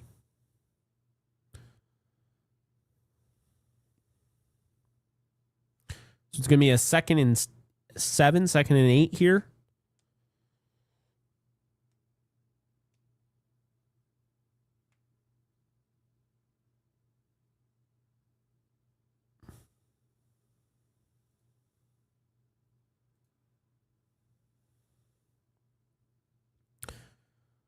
Simpson delivers a strike, and that is Max Clare, who's out of bounds just shy of the first down marker. We'll take it. It's going to be 3rd and 2 here.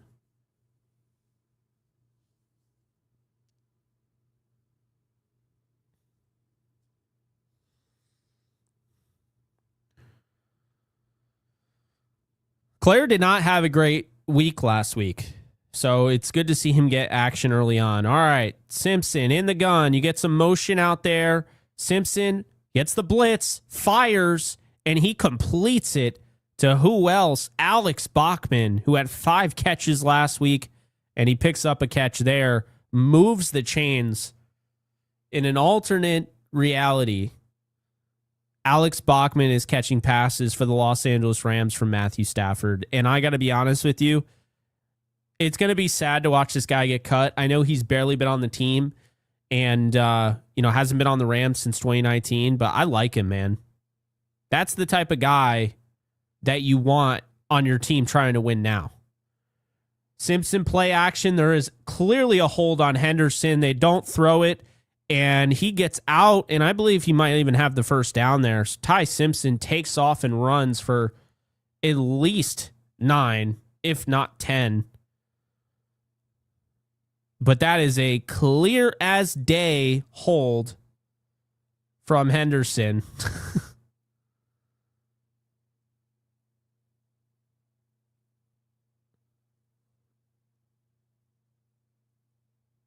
That's going to get called every time, man. But good stuff there from Simpson. Quick, efficient, good run. Simpson hands it off, and Waters, the turf monster, got him, but not in time for him not to get the first down. So he got the first down there. The chains continue to move. Simpson putting together a nice little drive here.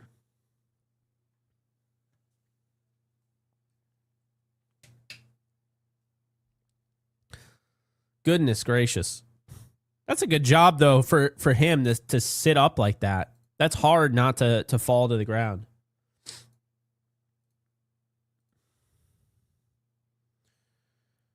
Play action, boot. Gets it back to, it looks like that is Mark Redmond. Nice catch there, diving forward for a gain of about 6.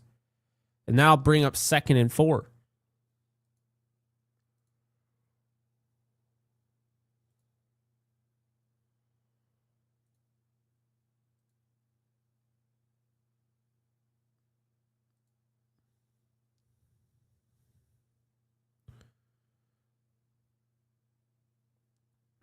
Second and 4 here. They line up under center. And Simpson hands it off, and a nice little shot out of a cannon move, and then a spin move for Dean Connors. He's going to pick up the first down and more. And there we go. Dean Connors with a 6-yard run and a lot of flair on that one. Sidesteps the defender, breaks a tackle, and then he goes full spin cycle to pick up more yards and the first. Connors looks good, man.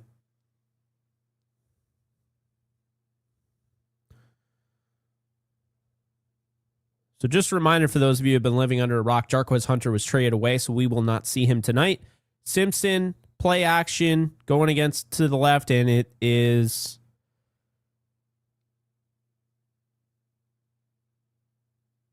timeout by the Chargers. Trying to figure out what the hell just happened, and there you go.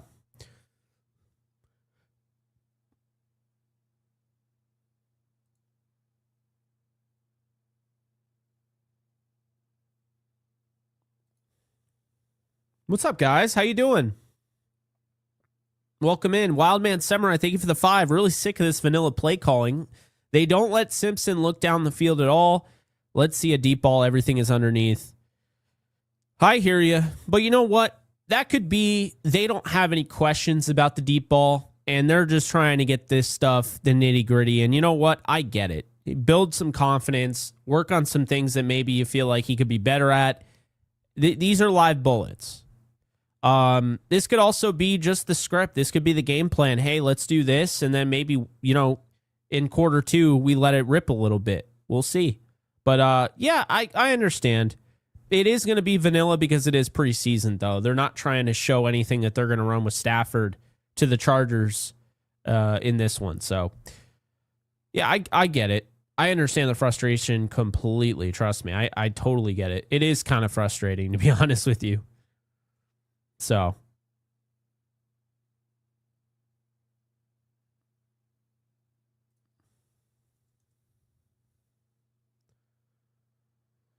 I like Simpson's decisiveness and let's see. Yeah, I like his decisiveness. I like how quick he is, running the football. I will say that. I do like what I'm seeing.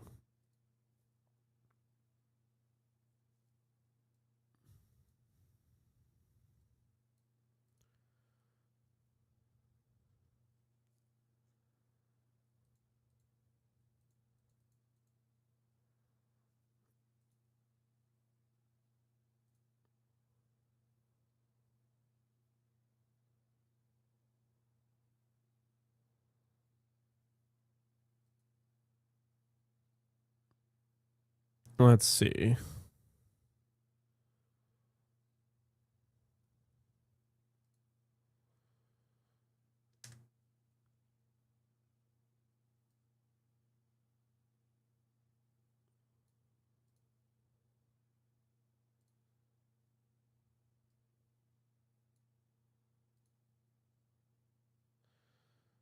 Same offensive line, by the way. Simpson in the gun. Looking. He's got Dean Connors. Connors puts it upfield, and he's got the first down and more outside around the 4-yard line. Man, he was thinking his third receiving touchdown. You could just see how natural he is as a receiver. It does make me wonder, are they going to keep him or not? And I really don't know if they are. They could very well just go with 3 running backs, but he's tough to leave off here. Under center, motion there. Simpson hands it off. It's Connors who gets lost in the pile, picks up maybe 1 yard, and it's going to be 2nd and goal at the 3-yard line.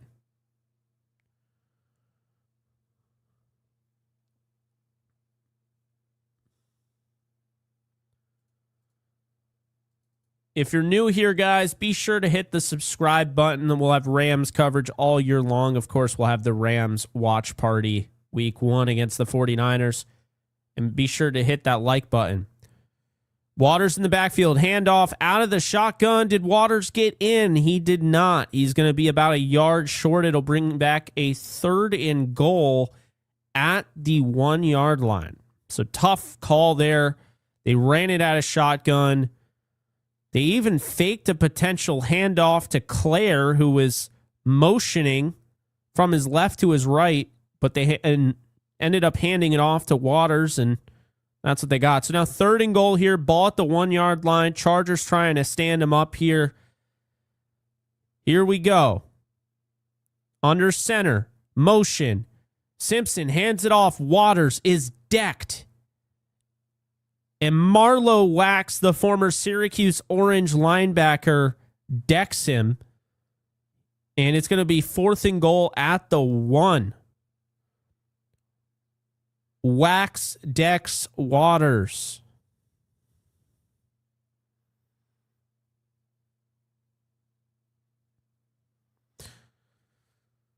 Fourth and goal. 16 play, 79 yard, nearly 10-minute drive that's going to carry on into the second quarter. They are not going to. Oh, they did. They snapped it. And he is stuffed.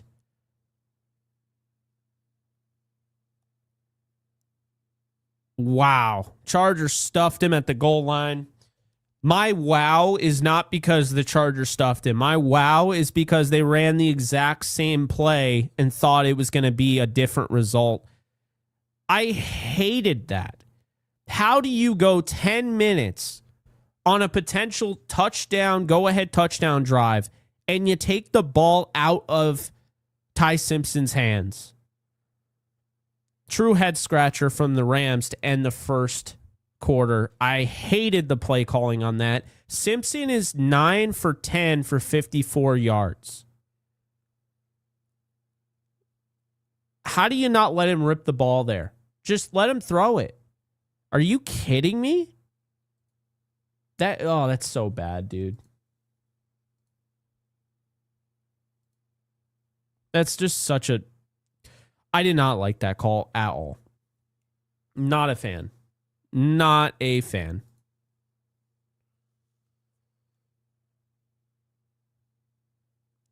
That was frustrating.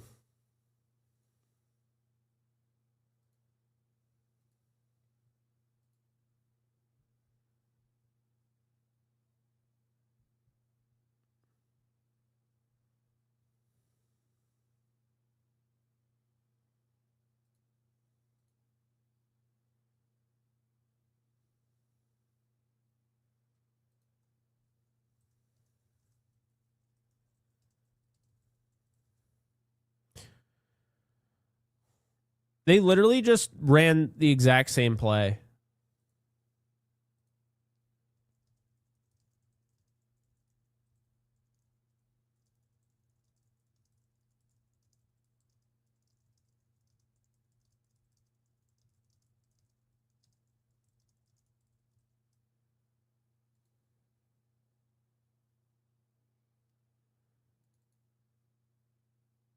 That was not good enough.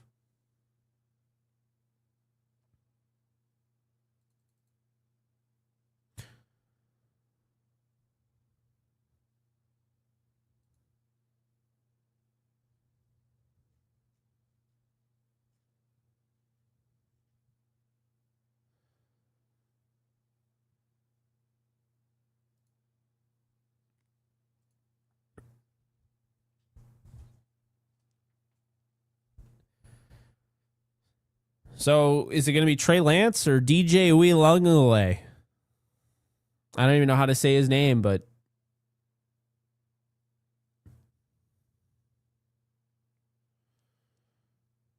Trey Lance. And there is Kimani Vidal. Tackled past the 5-yard line there.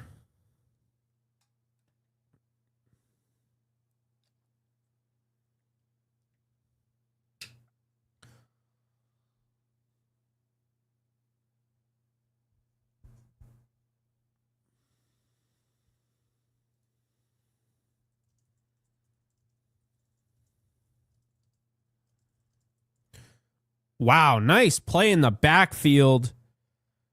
It's not going to make up for the touchdown he gave up earlier, but Cam Lampkin, really nice play in the backfield there.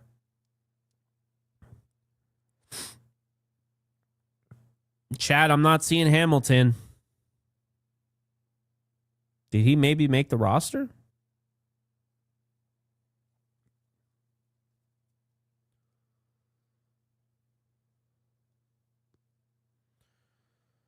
Third and 6 here for Trey Lance and the Chargers. Oh, Lanson under pressure, trying to escape, and he might be close. Nope, not going to get it. Great job by the Rams defense, stalling him there. That's Nick Anderson again. He's been everywhere. He almost had an interception. Lance was looking. He couldn't get anywhere, and Anderson brings him down with the help of Elias Neal, and the Rams force another punt.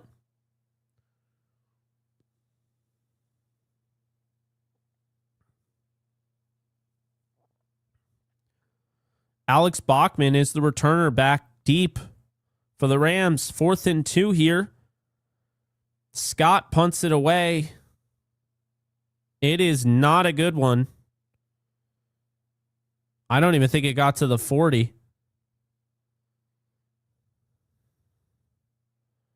It did not. 36-yard line. Not a good punt there.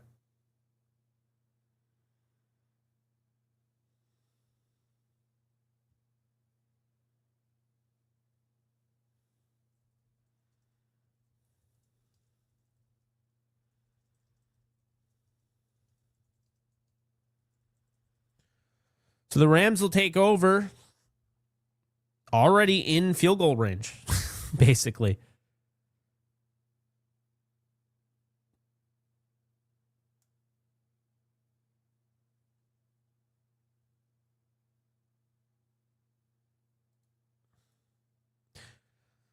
Not really hearing much. I just think it's precautionary.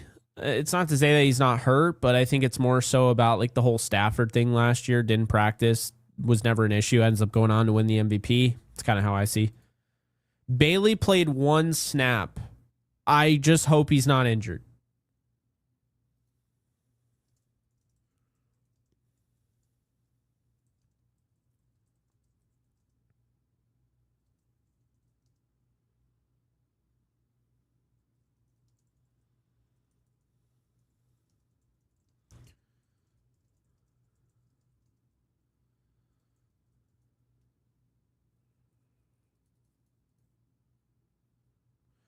It could be a good sign, guys, but I also am a little worried Bailey's not playing because he did start the game and it was only 2 plays. That's a little weird. Why would he only play 2 plays? I just hope he's not injured.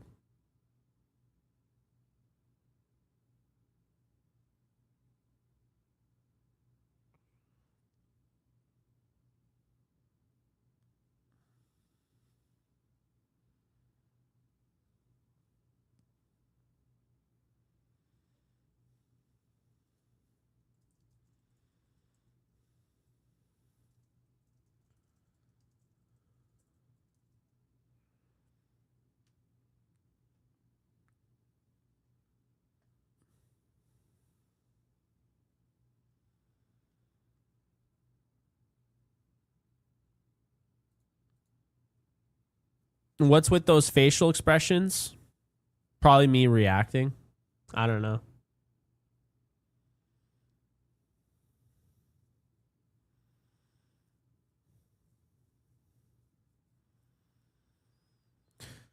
Simpson, bootleg, hands it off. Not hands it off. Throws it off to Edwards. True Edwards picks up about 6. I'm not sad.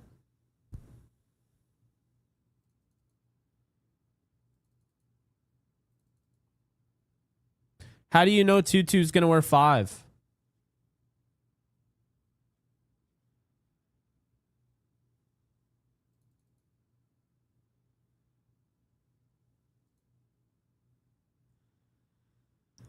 Simpson dumps it back off, and there is True Edwards for a first down.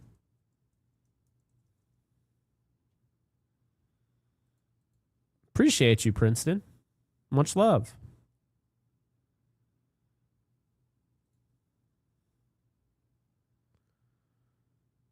Moving the chains here.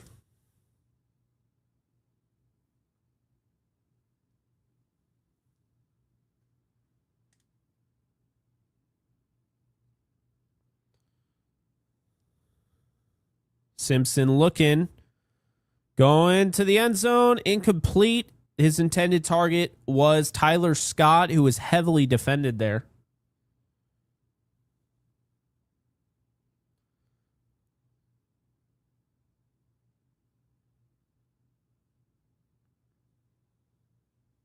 Simpson is 11 of 13 for 69 yards passing right now.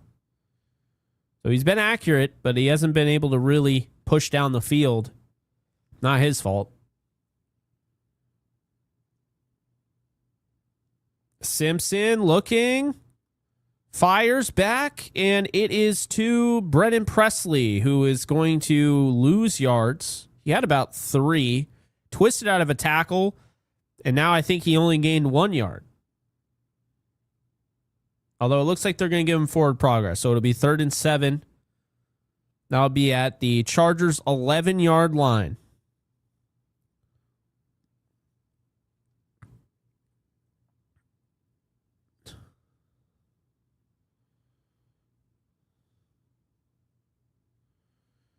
Simpson, the gun.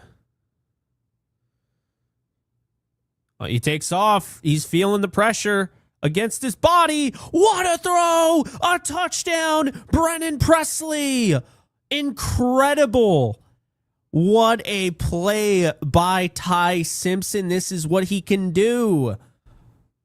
Wow. They brought the pressure. He's running for his life, and he throws against his body, and he delivers a freaking strike to Brennan Presley. Wow, what a and what a catch by Presley, by the way. That is, wow, that's fun. That is what preseason football is all about. What a bullet from Ty Simpson.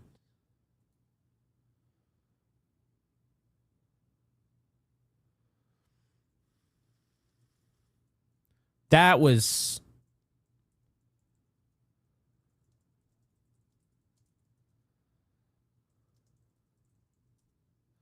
sick.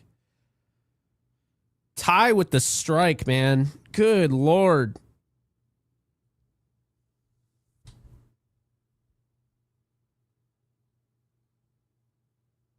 That was, I want to see more of that.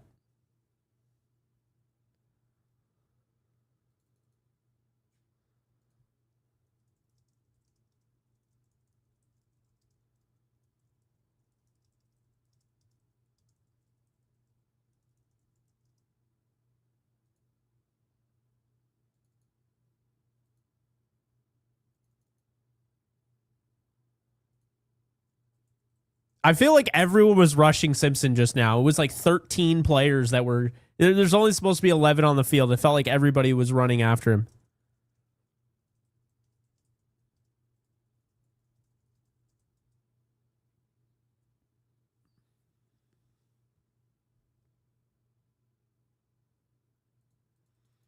That was...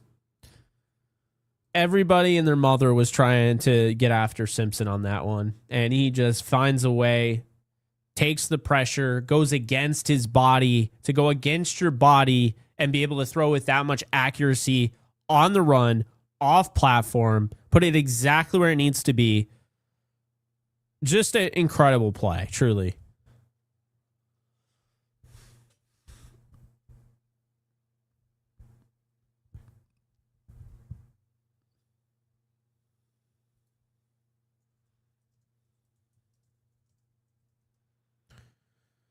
That was just...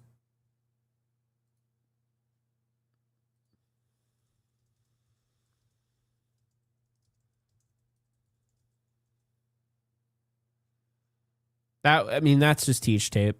It's just teach tape.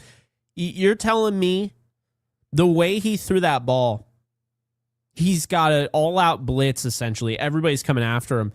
And you got Presley, who wins by about a half a step. So if you throw it where he is, it's going to be either picked off or incomplete. So you got to put it out in front of him. But you also got to put it out in front of him with the wherewithal, knowing that you got to give Presley enough time to get his feet in bounds. So it's just an incredible play that takes an incredible amount of timing. The adrenaline rushing through your veins to make that play is just pretty crazy. I don't care what this game is. I don't care if it's the regular season or what. And what a wacky punt or wacky kick there by Mevis. And there's Nick Anderson, another nice play. This time it's on special teams. Wacky kickoff. Good job, Mevis.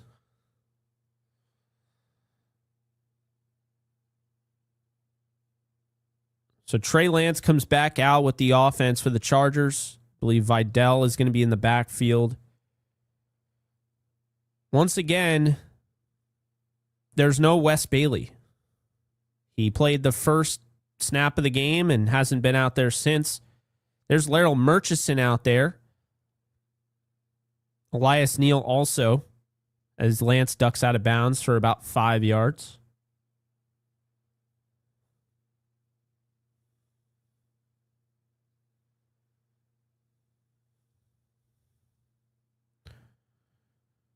I get what you guys are saying. And look, I like Ty Simpson more than I like Stetson Bennett, but I'm fine with whatever the Rams choose to do. That's the thing. If they believe in Bennett as the backup, then so be it. Oh, and this is going to really gash the Rams for a big play, and it does. 15-yard carry by Darius Davis on the end around. Rams are not ready for that.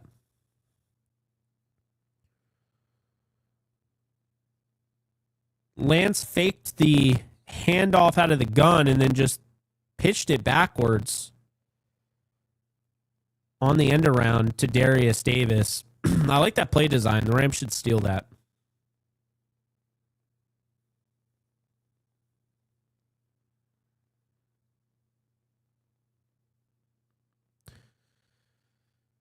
Vidal jump cut gets to it's a 5-yard run there.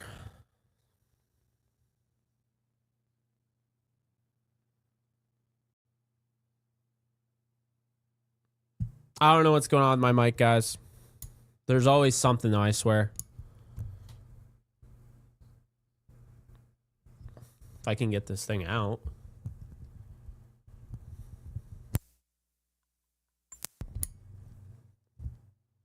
How's that? Lance escapes a sack there. He's going to take off and run and get a huge gain. 11-yard run for Trey Lance, brought down by Alex Johnson. He was the nearest defender. They almost had a sack on this one. And Jackson Y totally tripped. And Lance took off and took advantage of it.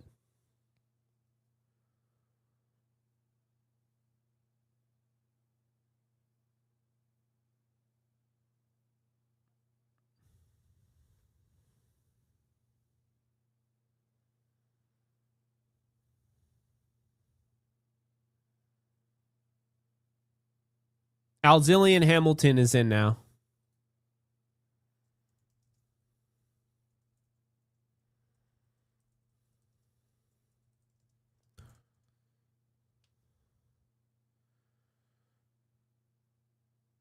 Darius Davis, well, he had a nice play earlier. He drops this one wide open against zone coverage. 2nd and 10 here for the Chargers. They're just past midfield. They're driving. They're trying to respond. The Rams are up 10-7 in this one. About 8 minutes to go in the second. And there is Johnson getting the first down there. Amar Johnson, he's had a good preseason. Scored a lot. And there he is picking up the first down. Rams defense is starting to be a little bit challenged here.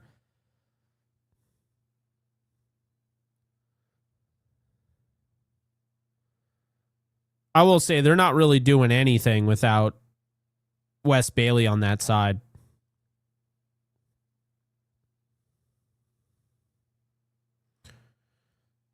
Simone Fox and Daryl Peterson Jr.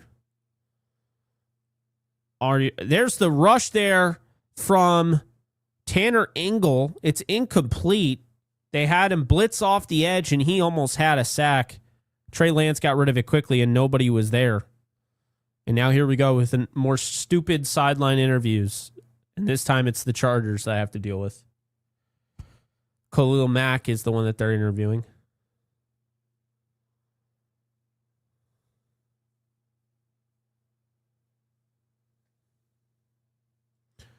Second and 10. Lance in the gun.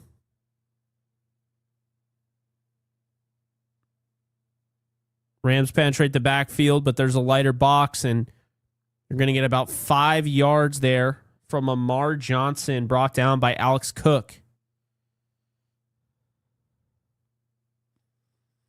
So 3rd and 5 upcoming. I hate the sideline interviews so much. I hate them.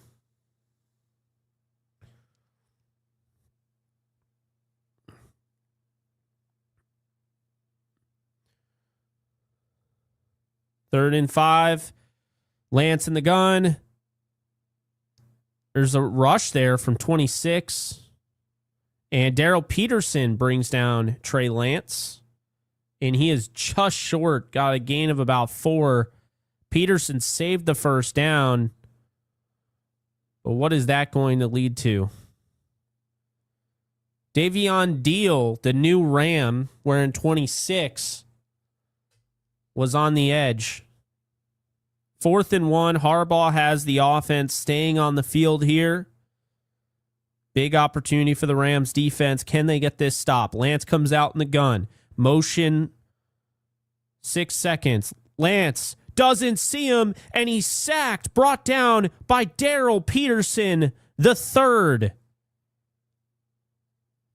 Turnover on downs for the Rams. So great job by the defense to step up and make a play when it had to happen. Trey Lance cannot take that sack there. Daryl Peterson the third just made a brilliant play, and the Rams defense gets the stop. Wow. I got to be honest, I have no idea what Trey Lance was doing there. I'm glad, but I have no idea what Trey Lance was doing. He held the ball on for like 1 Mississippi, 2 Mississippi, 3 Mississippi, 4 Mississippi, and got destroyed. Like, what are you doing? Fun fact, Daryl Peterson III is the brother of Darren Peterson's 2nd overall pick out of Kansas by the Utah Jazz. So fun fact in the NBA.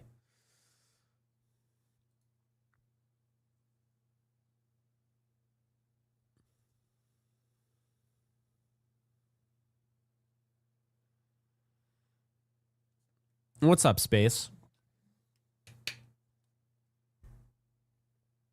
We got 344 people in here. Really do appreciate it. Be sure to hit that like button and also subscribe if you haven't already. We'll have plenty of Rams content throughout the year. Over 5,000 views on this watch party, and obviously we wouldn't have, done that without you guys. So really do appreciate the love. While we're on a commercial, I figure this is probably as good a time as any to tell you guys that today's sponsor, of course, is Prize Picks, and you guys can... What the hell's going on here?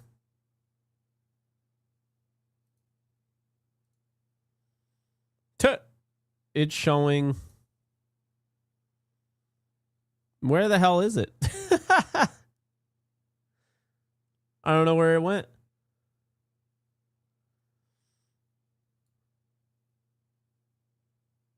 I don't know where the freaking screen went.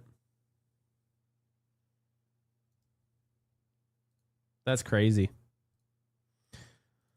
Well, if anything goes wrong, we know how things work. So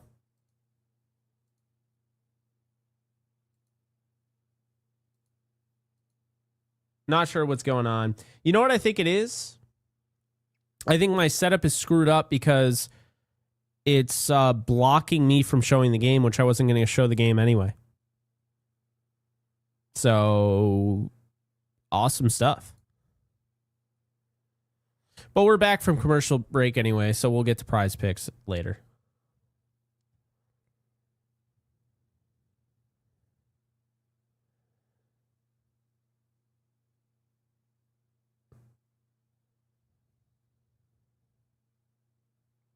Let's see. All right, Rams take over, 35-yard line. Under center. There's Dean Connors bouncing out to the left. Nice little broken tackle, sidestep, and he's going to get the first down. Oh, man, that's going to be a hard cut to make.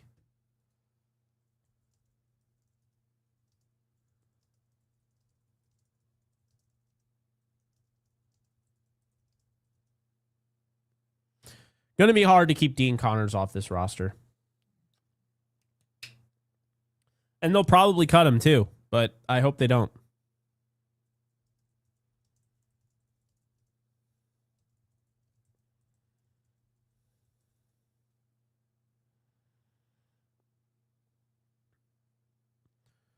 Simpson deep down the field. He's looking. Oh. Rodney Shelley was on the coverage. A really, really nice throw to put it up there and give Tyler Scott a chance. He's got to make that catch, man.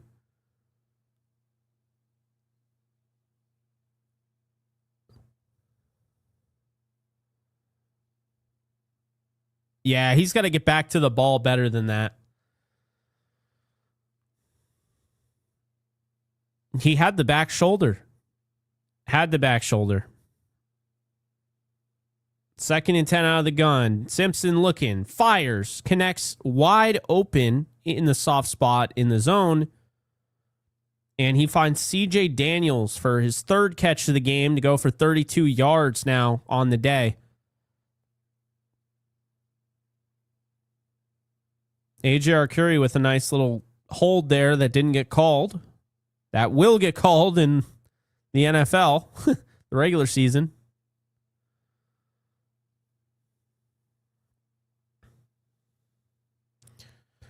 Simpson, play action, boot to the right. He fires it, and that is once again to CJ Daniels for a gain of about 5. 4 catches for 37 yards on the day for CJ Daniels. 15 of 18 for 104 and a touchdown for Ty Simpson.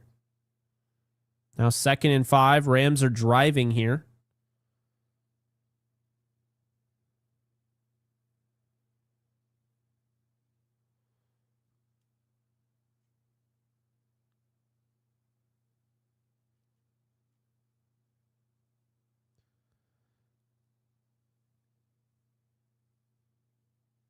And Bachman catches it short of the first down. And it'll bring up a 3rd and inches.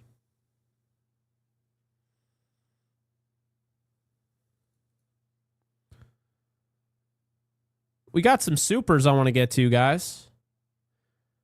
Ty Simpson once again looking to be in full command and extending plays with his legs. That was not an easy pass he made. That's big time. Razor's edge, I completely agree. I appreciate the 5. Motion there. Simpson hands it off, and that is Jordan Waters, who just continues to rumble his way forward for a first down and more. Appreciate the 5 there. Abigail Vickers, thank you for the 5 here. Are there seriously still people saying Bennett is amazing and Simpson is trash? Come on, man. Kid is looking amazing. QB2. Abigail, I don't know who's saying Bennett is amazing, and I don't know who's saying Simpson is trash, but they don't know ball. Bennett looked good last week. The first time I really thought he looked good. Really looked good. But I think Simpson also has looked really good, and there's nothing about Simpson that's been trash that we've seen. Hands it off. There is a spin cycle there moving forward for about 2 there for Jordan Waters. Abigail, really appreciate the super.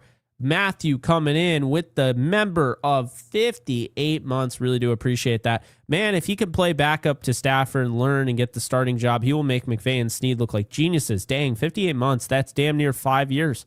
I know. We call that OG supporter, and you've been here since almost the very beginning. So I really do appreciate you, Matthew.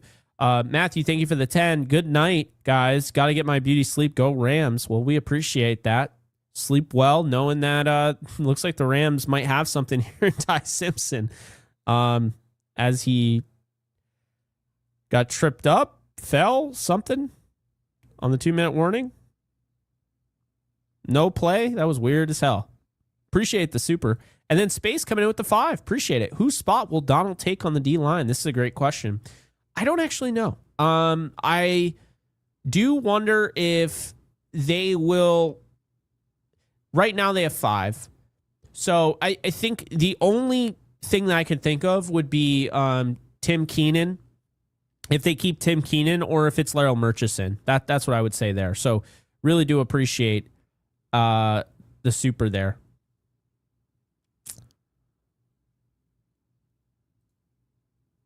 I know I did. I mean, is this something that I'm going to hear every single time when I've already, said that? And then Jake, you getting roasted on AI on Reddit for your AI thumbnails. What I find so funny is that the whole point about why AI thumbnails are so bad is because the players never look like the players. I get the backgrounds in there and the font, and I just put the players in there. I do the Photoshop of the players. So Aaron Donald doesn't look like Nelson Spruce.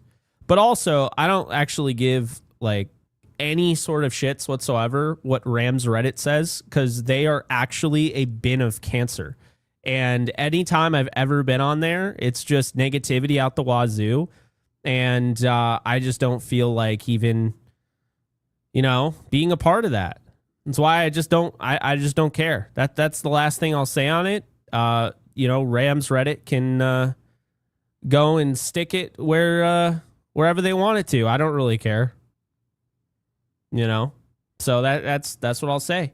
I know my supporters in here have been supporting me. I got somebody who's been in here, got a member for 53 months here. He got me by 5 months. I got a member for 53 months. I got a member for 58 months. I got a member for 52 months. I could give a rat's ass what these people who wish that they were bosses at their jobs so they have to go and be Reddit moderators to feel good about themselves actually think. And there you go. That's my take on Reddit. It's a cesspool. It's essentially like dumping yourself in a vat of acid, like Joker in the Batman movies. That's what Reddit is. So I hope I made that abundantly clear that anything that comes from them, I don't care moving forward. All right, we can move on. Deuce, appreciate the 20, my friend. After watching Rams preseason games, this season should be good. It should be. I really like what I've seen, and it's kind of crazy to think these guys are nowhere near as good as the guys that we're going to see on Sundays. So that's kind of the best thing that you can have. You're playing with house money here. Yeah, I'm excited. Jake, how do you really feel about Reddit? No, that's the last I'm talking about it this year, or at least I'll try. There is a nice pass against his body, or, off the bootleg there to Mark Redmond. So there you go. Ty Simpson, way to go.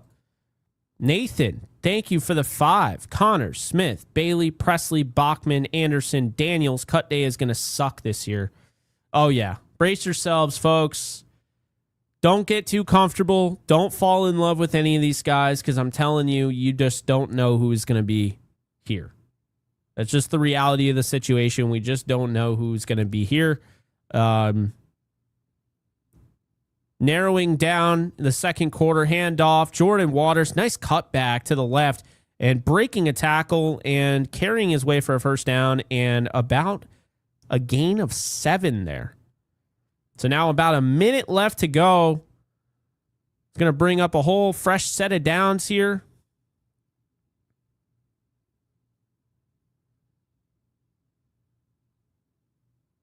Nice block there, sealing him off. That was Brennan Presley there. So good blocking there from the wide receiver.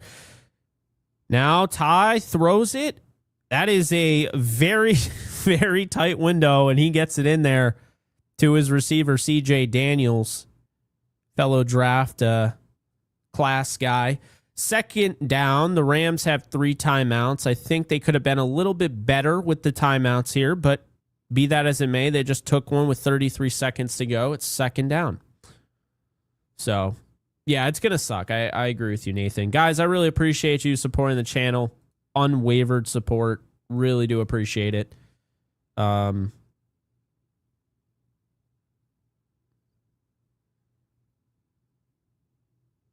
Which Reddit? I'm talking about the Rams Reddit. Although I hear most Reddit threads are awful. So that was a great block by Presley.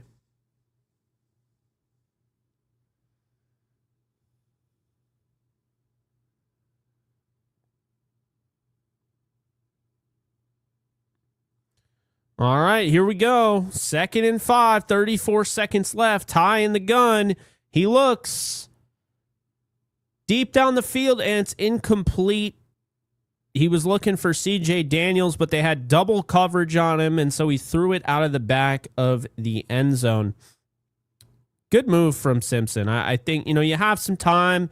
You could take off. You don't have a lot of time left in the game, or, right before half. So, yeah, you just throw that one away. You're not trying to force anything. You don't need to force anything here. 3rd and 5 here.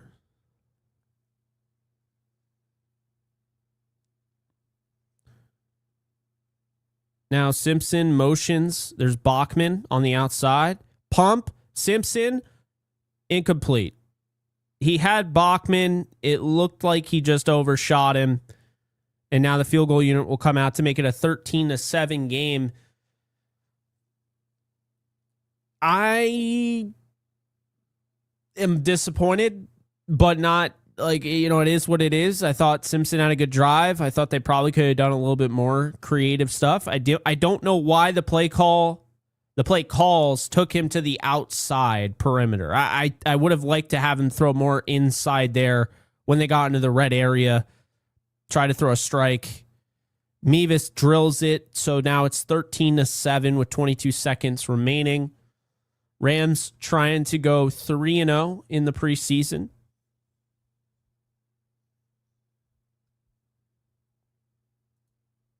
I hear you.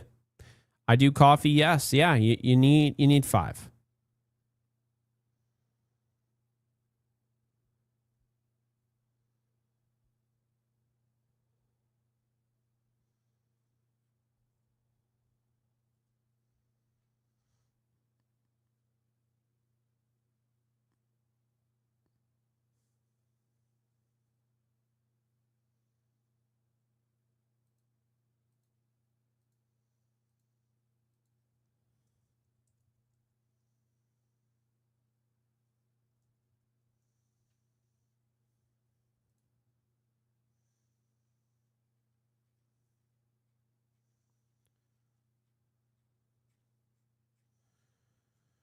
The thicker kicker.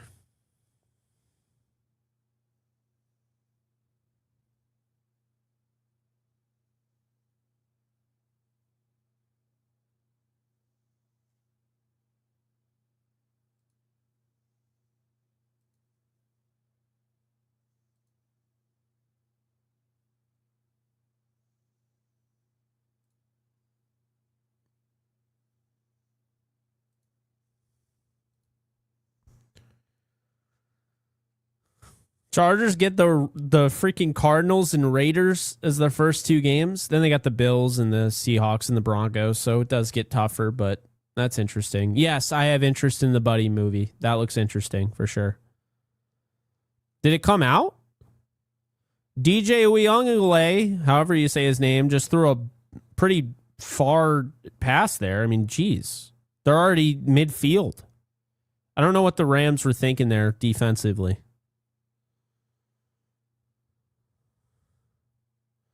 We're just calling him DJ. I'm not saying that last name multiple times.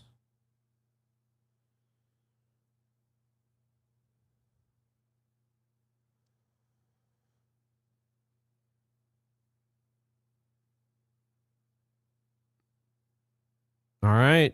1st and 10. DJ is in the gun. I don't know what this coverage is, but Darius Davis is now past the 35, and the Chargers are trying to... They're going to have a field goal here, but they're trying to score a touchdown. I'm not going to lie. I hate this coverage, dude. What is this?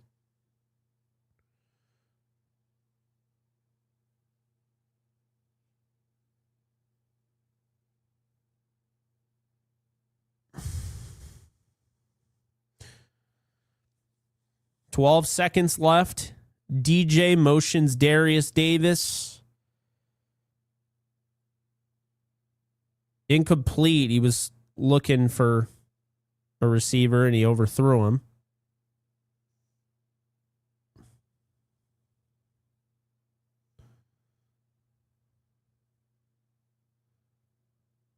Good coverage there by Azilian Hamilton.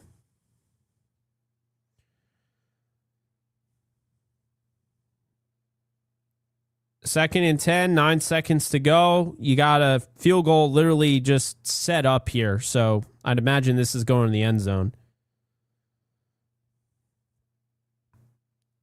DJ feeling the rush. And there is Cam Lampkin, the corner blitz off the edge.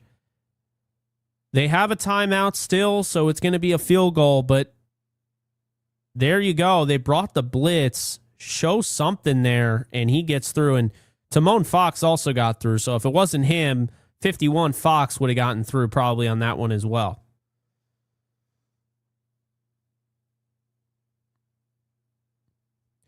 No, I understand, though, guys, in the comment section wondering about Bailey, because, I mean, you figure he wouldn't have played at all, not like a snap or two. So you have to worry. I mean, hopefully it's not an injury.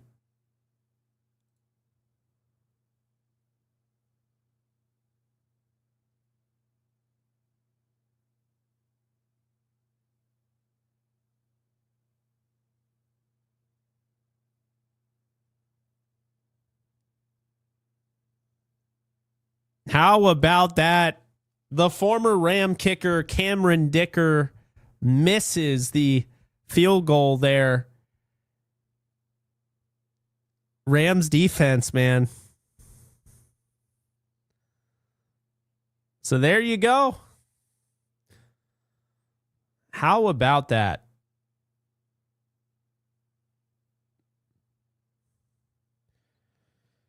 Well, that is the end of the first half. The Rams are up 13-7. Ty Simpson went 18-23 for 119 and a touchdown. Justin Herbert nearly was picked off, and on the next play, he threw a 65-yard touchdown in between two defenders. That was Tanner Ingle on the burn coverage, and that was also Cam Lampkin, who has since made some pretty nice plays, including the cornerback blitz sack that took him technically out of field goal range. They ended up missing the field goal. So good stuff there. So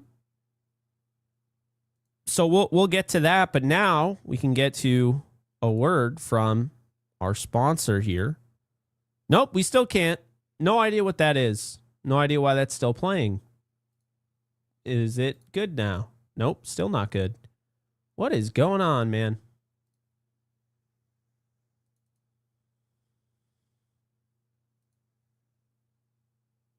I don't even know what's going on. There we go. Good God. Okay. We are back. So, shout out to Prize Picks for sponsoring the show. Really do appreciate them. Of course, be sure to use the code HMA and get in on the action. Play $5. get 150 if you win. And we're going to make a quick slip here. As you know, the Rams are playing the 49ers. This is the popular what's going on here. So let's take a look. Passing yards, you got Stafford, 266, 265.5, less or more. And then Brock Purdy here. I like Kyron and Blake Corum the most in this game, and I like this one right here, and I like this one. As far as the 49ers here, I don't even know if they're going to allow you to do this. I like DeJon Stribling. Oh, there he is. So Stribling, I like him for the 49ers here to have at least 40 yards. So I feel really good about that one. I also feel really good about Devontae Adams here. And I feel really good about Myles Garrett getting a sack in this one. So if you guys are interested in getting on the action, new users can play $5, get $150 if you win over on Prize Picks. Again, you can see right here, you can follow me, you can fade me. You can see here 10 to win 140 if you do a power play and all 5 hit. If all 5 hit on the flex play, which allows you to lose one of them or even 2 of them, the max you can get is 80. So be sure to get in on the action. It is available in 40 states. Shout out to Prize Picks for sponsoring today's show. But on top of that, also shout out to our friends over at courtyard.io. And you guys can go and check out Courtyard, 15% off your purchase using the code HMA. The great thing there, you got all these different cards right now that you can get. And the big thing I think about Courtyard that I find is a big selling point is that you can pull any pack. You're not going to get 12 cards. You're going to get 1 card, and it's going to be in one of these graded slabs. And it could be this card. It could be a card that's lesser value, but if you don't like the card, they will buy it back from you. So be sure to get in on the action with courtyard.io. Again, use the code HMA. The link is in the description below. And yeah, enjoy. All right.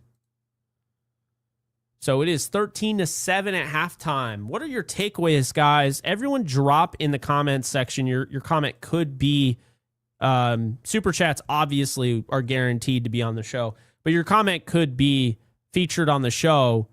Drop your biggest questions from the first half, and we'll get into that. Let's see here. I just want to make sure. I had to disable YouTube TV because it literally wouldn't let me use my screen capture. So ridiculous, just to make sure that I wasn't showing it to everybody. It's like, all right, sick. Let's see.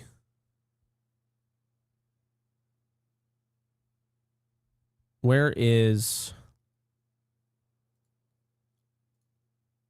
What happened to our guy Bailey? Did he get hurt, or did they just tell us he's on the 53? Also going to be tough with Connors as well. Go Rams. It's going to be very tough. I feel like with Bailey,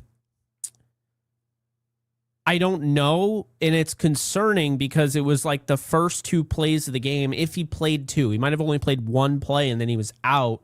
So I don't know what that looks like. Is he hurt? If he's not hurt, then I'd have to imagine that he made the team and they were just getting him a snap. I don't know. It's weird. I don't love it. Dean Connors is probably not making the team. They're probably going to keep 3 running backs, but if they do keep 4, Connors clearly has the inside track over Jordan Waters. Waters you can bring back on the practice squad and feel good about it. Connors is somebody that could very well be picked up off of waivers. That's how I feel. So, LA 824 LDR, appreciate the 2. Did Ty look more like an NFL quarterback than Herbert today? No, I'm not going to go that far. Herbert with the throw that he made, I mean, that's as NFL as it gets, but also he only had 3 passes to 21 of Ty's. And Ty didn't really get a chance to go down the field during the time where all the starters were out there. So that is, we got to be fair here, but Ty looks really good. He really does. Mr. Midrange 39, member for 24 months. That is 2 years, folks. Really do appreciate Mr. Midrange and the support. 2-2 back. What you think? I like it. Maybe not everybody does. I do have high hopes for him. If they're going to actually let him play, the common misconception about Tutu Atwell is that he's not a good football player. And, I think that is absolutely far from the truth. I think a lot of people act like he's just not a good player. And I just don't believe that to be the case. I think the reality is that Tutu Atwell is a good football player who is underutilized. And you can bring up all you want, how he wasn't having a great camp in Miami. Well, here's my thing. He might not have fit the system in Miami, okay? We know he fits the system with the Rams, so them bringing him back is definitely interesting. And, of course, we've seen these guys happen before where, okay, you bring in Juju Smith-Schuster if you're the Chiefs, and he doesn't really do much of anything. And Odell Beckham Jr., what's he going to do with the Giants? But I find it really interesting, but also I think they needed the speed. I think they needed the speed to really kind of open up the middle of the field and the underneath. And I think he's going to help them in that, that realm. So that's the thing there. So really do appreciate the super. All right. Let's see here. I do too. And I'm not like the biggest Xavier Smith hater. I don't make such a big deal about everything that happened, in the playoffs, but I will tell you that I don't think he should be a lock to make this team. I think Tutu Atwell, ideally, you just figure Tutu Atwell out as the guy, right? Like you just make him the punt returner, the kick returner, and you don't need Xavier Smith. Because I don't think Xavier Smith is better than Tutu Atwell at really anything except for returning. And that's even debatable because they haven't really used Tutu as a returner. So, yeah, I don't know. Tutu Atwell did return punts in preseason for the Dolphins. That is worth mentioning here.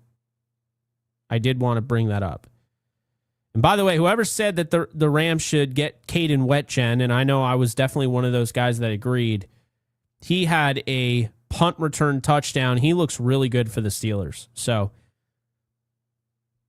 we're probably, I wish more teams took seriously like how important, at least in my opinion, how important it is to have good returners. That's still a part of the game. That's kind of the big thing, I would say, is it's still part of the game. I just wish more teams cared about it, and I don't think necessarily they do. So, yeah.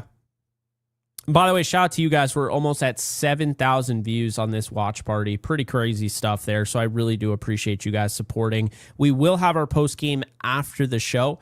I'm actually going to be scheduling that on the back end right now because if I don't remember, then it's going to be bad and I'll just forget. So, definitely look out for that. I just saw the Ty Simpson throw again. That thing was a freak of nature there. Crazy stuff, dude. What a throw. What a damn throw. Going against his body, the ability to square his shoulders, it's a picture-perfect throw. It's exactly what you want. Awesome stuff. Today's been a pretty good day for the views, I would say. We had a lot of people that took a gander at the Tutu Atwell video. I think it hit 15,000 views, so really do appreciate you guys supporting the channel.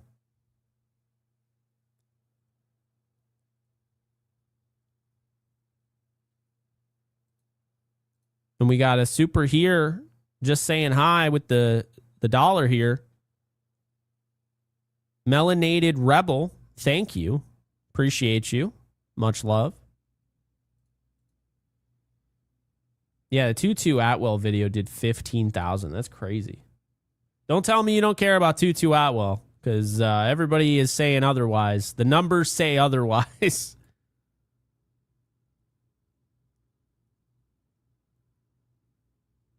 That's exactly perfect placement. There's so much that goes into a little play like that people don't realize. So much goes into that.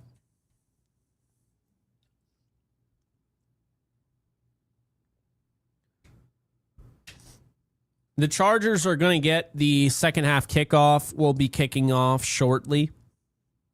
And then we'll see. I mean, are we going to see Ty Simpson for the third quarter? Are we going to see Matthew Caldwell? I imagine if we're following what has happened over the years, Dresser win included, we'll probably see Ty Simpson for the third quarter, and we'll probably see Matthew Caldwell halfway through the fourth quarter. So we shall see. I haven't seen Gilmore, so maybe we see him in the second half, but I have not seen Stephen Gilmore, the brother of Stephon Gilmore. Can we make room for Lampkin? He plays hard. We'll see. I don't think he's going to make the team, but it's possible. I'd say it's a 50-50 shot. Initially, I did. The more he continues to play in preseason, the little more worried I get for his stock, right? But, yeah. Can we make room for Lampkin? He plays hard. He does play hard. He does.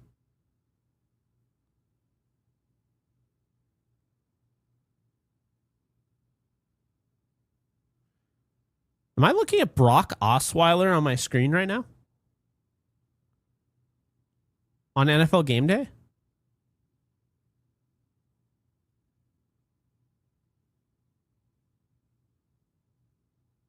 I'm not going crazy, right? This is totally Brock Osweiler.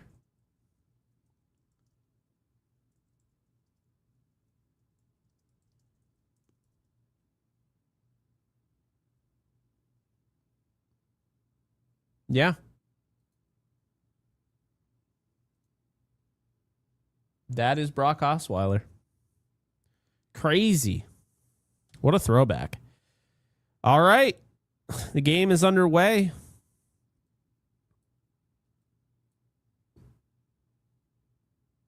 We got some more supers here. Related to Happy Gilmore? No, 8-bit. He's not. Razor's Edge, thank you for the 5. I think us getting Tutu back makes too much sense. He can take the top off with the best of them and is a home run hitter when he's in sync with Stafford. I agree. They don't win that Colts game without him, and who knows what the season looks like without that Colts game. I know it was already a losing season not going and winning the Super Bowl, but so 45-yard line, the Chargers just took it on the kickoff, but there's flags everywhere. I think this thing is getting called back. Thank you, Mas Tortillas. I appreciate you. Thanks for putting in the work, brother. Of course. Ramley, man. Buckle up, Jake. It's going to be a crazy year. It really is. I'm very much looking forward to it. I can't wait. It's what it's all about, man. It's what it's all about. Matthew, Miranda, appreciate the 5. Hey, Jake, good evening. Space, what is Cliff Kingsbury's role in the coaching staff? Go Rams. Well, he's the assistant head coach, so he can do a bunch of different things. I guess we'll find out. I don't believe he's calling plays, but, Matthew, appreciate you. And Deuce, thank you for the 5. Second half, here we go. Yeah. Here we go. There's DJ, back to pass. Hits the tight end, and he's brought down by Nate Valcarcel. So you got Valcarcel in there, for Kareem, who's in there. Hill Green is in there in the third quarter, second half here. So I'm going to be keeping an eye on who is on the defense and is in the game, giving us an idea.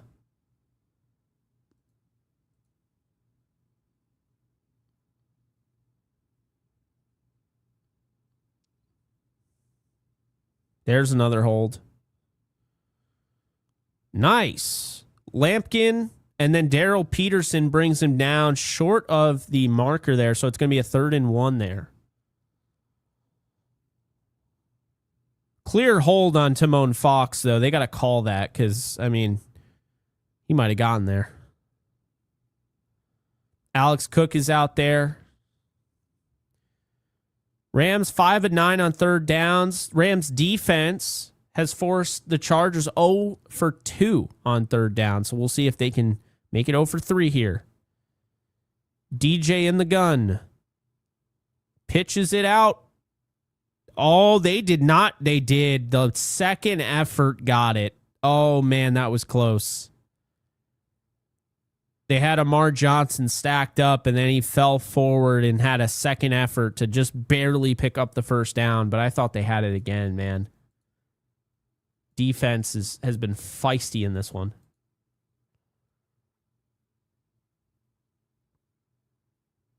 Wes Bailey played at least the first snap. I think he played the second snap, and that was it. So hopefully he's not injured. Wouldn't find out anyway because it's the Chargers broadcast. That's a timing throw, and they were not on time there. DJ misses. It's going to be a 2nd and 10.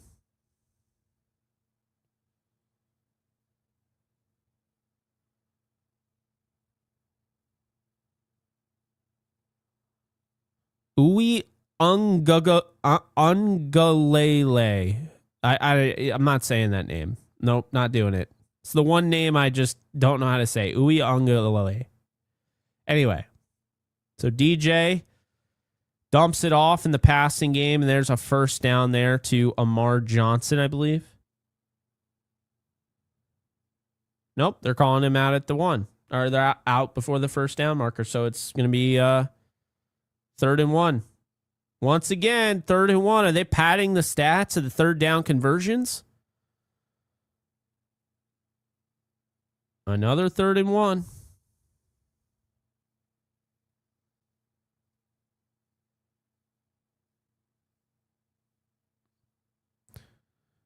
And there's Amar Johnson once again padding the stats of their third down splits.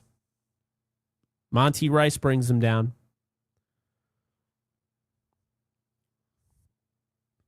It looks like everyone's playing, by the way. Like all the backup. It doesn't look like they're trying to hide any of the guys that wouldn't make the team. Looks like everybody who's not going to make the team is in fact playing.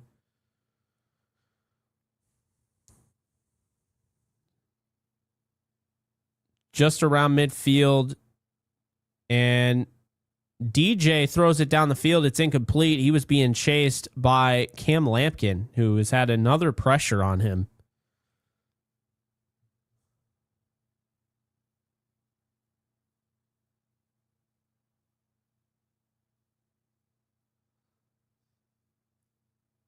Eddie, yeah, that was hilarious. I couldn't believe. I don't even know why I said that, but sometimes it just happens. So many things going through your mind. It was really funny. You can't take yourself too seriously, you know.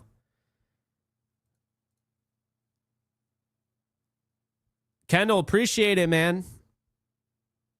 How's home? Home's good. Things are going well. Can't complain. I appreciate you being here. Much love and much support. I do really appreciate it. But you have yourself a good night, and yeah, we'll the post game will come after this, and it'll be waiting for you when you wake up. So don't you worry.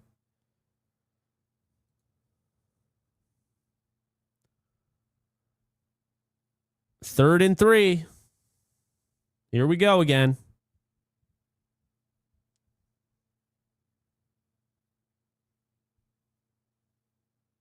And it's another first down conversion.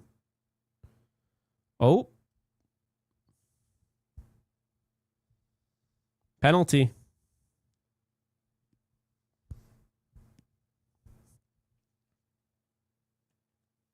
Oh, whose house?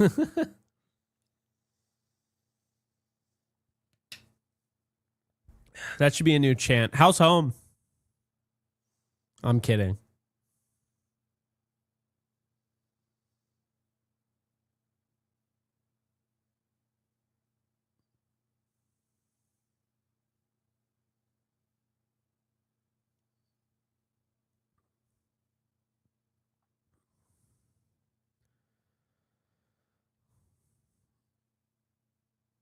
I wonder if Alex Harkey, who just had the penalty, is related to Corey Harkey, Rams legend.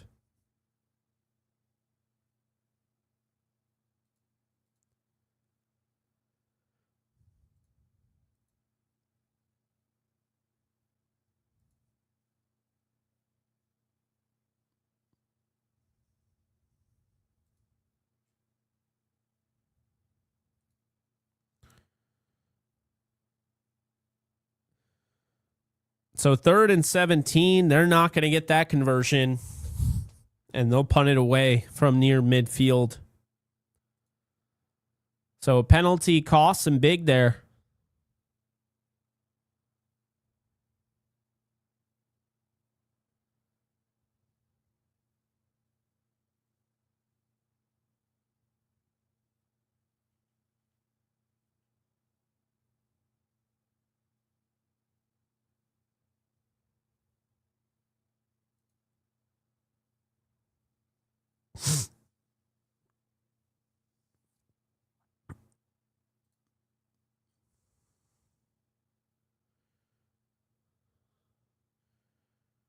I feel like I literally just watched the NFC Championship again when Presley was going back over it and fell down. Are we kidding ourselves? I did not need to see that.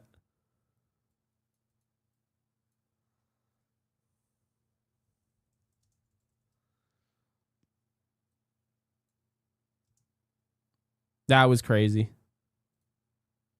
Bad flashbacks, man. I was like, what am I watching? This is preseason. This is meant to not be taken that seriously. Come on. I'm planning on attending the Chiefs and Bills games at SoFi. Yeah.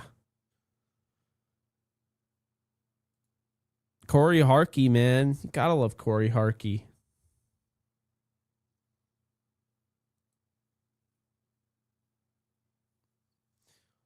You know, you might be onto something here because that looked way too that looked way too similar.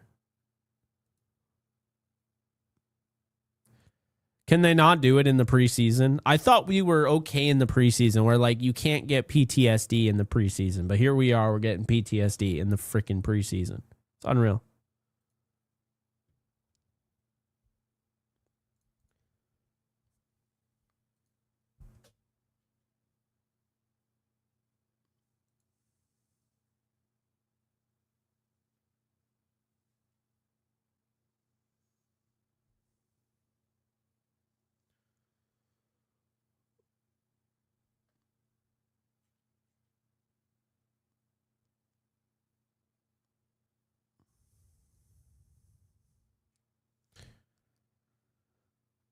I've been the guy who's in this commercial, for those of you who are watching, the Texans fan.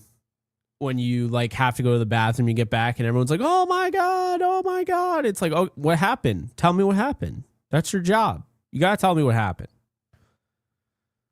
I haven't missed too many plays, though. Yeah, I'm definitely trying to do a meetup, of course. Absolutely.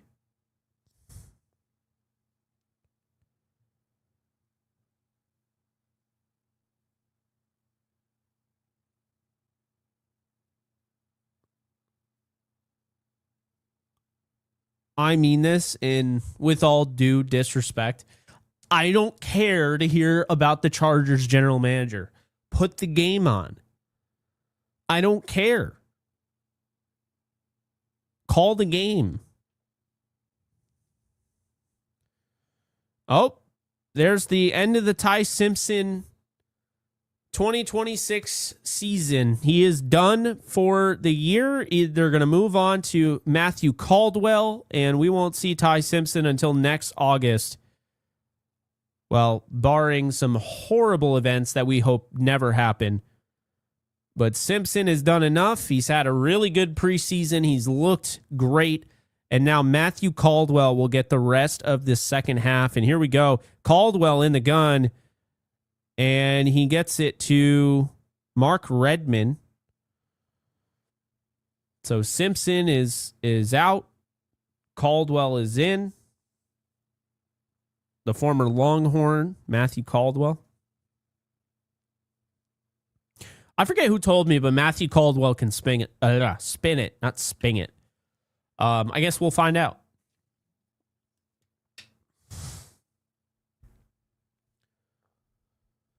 So here we go. 3rd and 6 here. Caldwell comes out in the shotgun here. Caldwell takes off. He's going to run, and I think he might get this first down, and he does. And he breaks the tackle and moves out of bounds. It's a good pickup from Matthew Caldwell, the Rams' 4th-string quarterback, and he gets the first down. I love the quick trigger there, understanding what's going on. He can move, man. That's an 8-yard gain. I think they're expecting him to go out of bounds there, and he just keeps it going. Now Caldwell, 1st and 10 here for the Rams in the shotgun formation. Caldwell gets the snap. He feels the pressure coming, and just incomplete there. He almost had his man, True Edwards, but he was hit while he was throwing. You can see the internal clock's got to be a little bit quicker with him. But not bad so far. First down on his first drive. He had Edwards, though. Would have been a nice gain for Caldwell. All right, Caldwell under center now. There's some motion there from Brennan Presley. Hands it off, and that is Jordan Waters rumbling for about 2 there. So it's going to be a 2nd and long here, or 3rd and long, excuse me. 3rd and 8. Waters has 11 carries for 22 yards, so not quite as efficient as he's been. And now we got a 3rd and long here for Matthew Caldwell.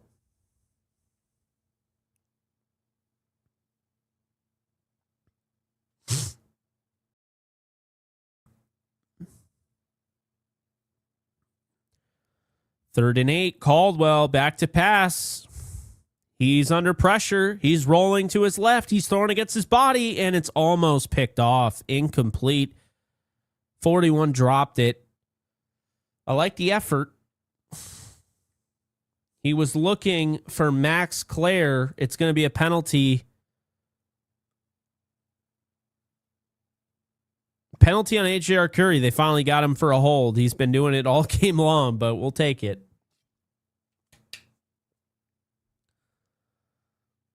So that's a bummer. I want to see more of that guy play. It's not great that Dean Connors is out there, folks. I'm just going to be honest with you.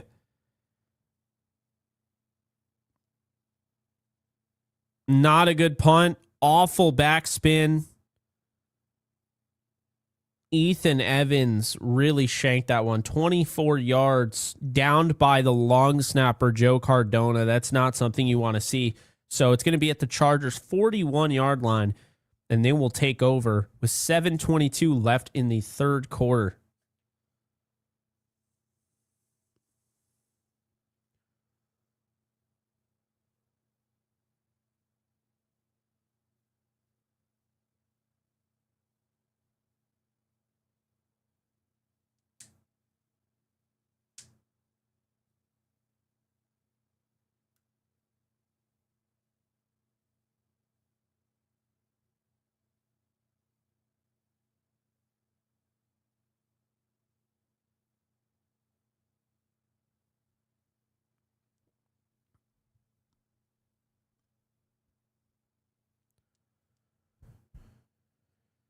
So,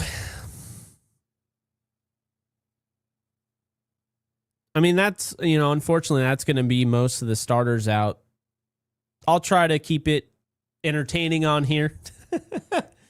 I'll try to keep it entertaining. It's, I don't lie to you guys. It might be a little bit of a slog without Ty in there. It might be.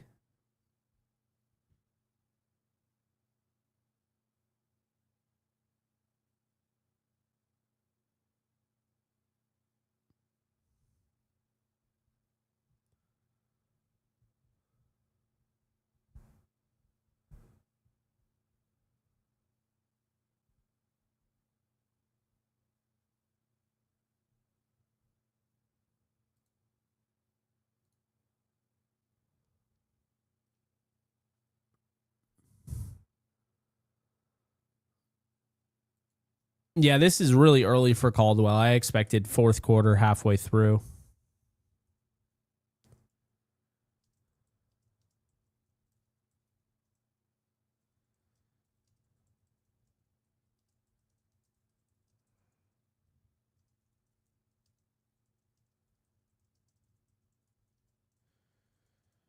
Just wait. Our next watch party is literally going to have all the starters in there. It'll be fun. I can't wait.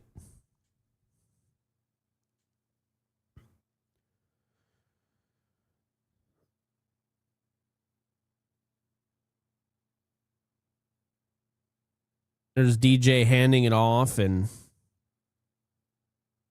Rams defense is getting run on. You see, all right, so this is who you see out there. Alex Cook, I see Monty Rice. You see Deal, the new edge defender who they just picked up. You got Tim Keenan. You got Jackson Y. You got Val Carcel.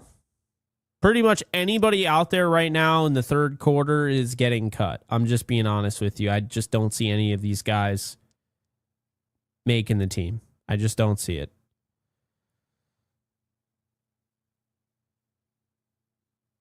There's another first down for the Chargers.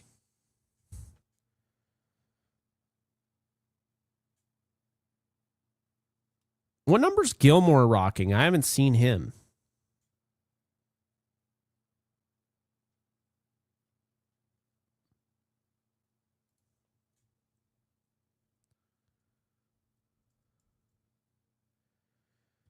He's wearing 13. I don't see Gilmore at all. 3rd and 1. They didn't give him the first down. There's Timon Fox off the edge. Great play by Alzillian Hamilton.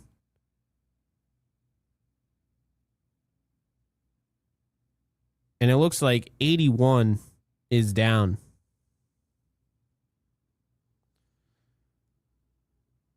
Dale Von Campbell, the wide receiver for the Chargers, unfortunately, he already right away something happened and he went down. You have to hope he's okay, but that did not look good. Was a great pass breakup by Hamilton, though.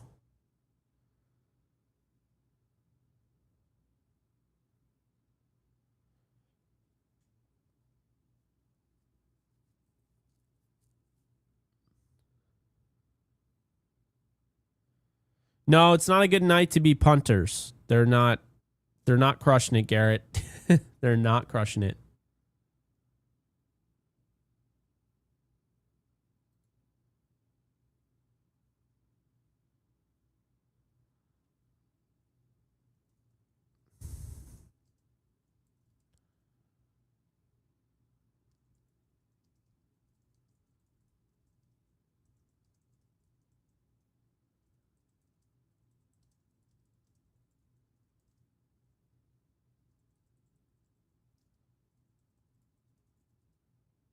I'm not concerned about Miles' knee. Like I said, I won't be concerned until the Rams give me a reason to be concerned, and they don't feel really concerned about it, so I'm not. That can change, though. Oh, man, that can change in a heartbeat.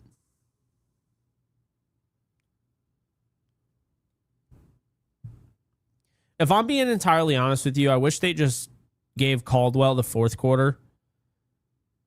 This game totally needs Ty Simpson.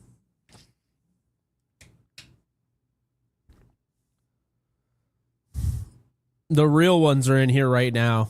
Over 8,400 views on this. The real ones are out here.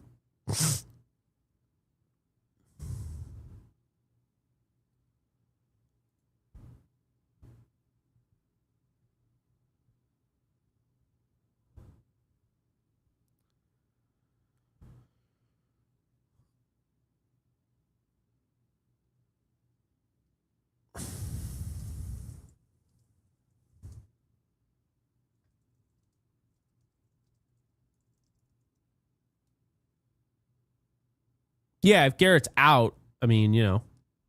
What's up, LA Rams? How you doing?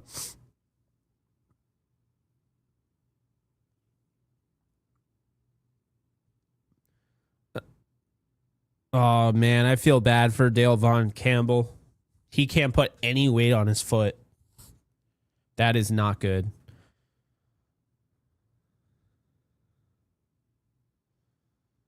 Oh.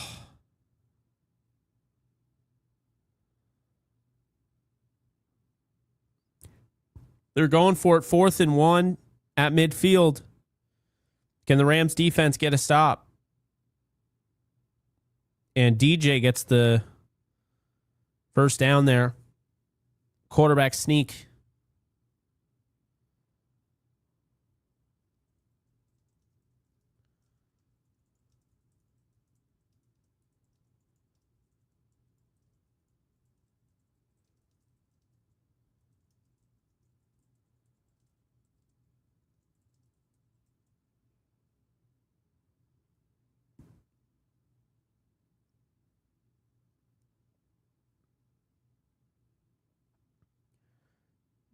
DJ pitches it to the running back.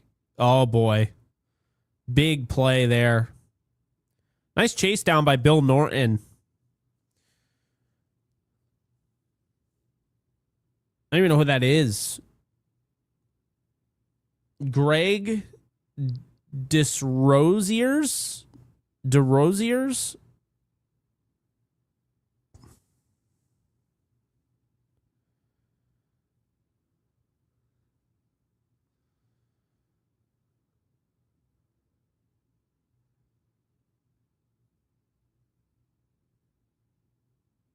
Okay, it's DeRosier. And he's just running all of the Rams defense now.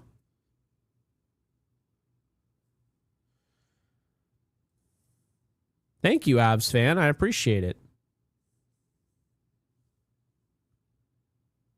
Much love. Let's hope, we're going to be talking about them winning the Super Bowl again.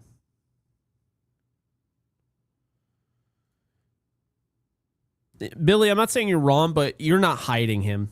He had 10 pressures last week. The league already knows about him at this point. You're not hiding him. Plus, I'm sure there are teams that actually met with him during the pre-draft process. So it's not one of those things that you're going to be able to do. LA Rams, thank you for becoming a member. I really do appreciate you. You guys are great. You guys are great. So we're just under 4 minutes here in the third quarter. Rams up 13-7. Ty Simpson has left the game and is now Matthew Caldwell. Now, Ty Simpson is healthy. I want to preface by saying Ty Simpson is healthy, but they took him out of the game. DeRosier tried to jump over Lampkin. He couldn't, and now it's third down. Oh, I mean, I guess he kind of did, yeah.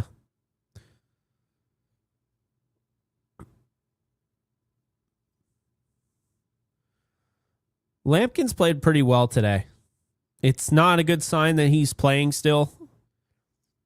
I don't think he makes the team, but, he's had a pretty good game today. I think this is probably his last game as a Ram. I think he's going to get picked up. Oh, DJ had him. Incomplete. Hamilton got beat, and it was incomplete. Jaquay Jackson could not haul it in. He was wide open. This DJ Uyunglele quarterback looks pretty decent. I'm not going to lie. I mean, that's not a bad ball.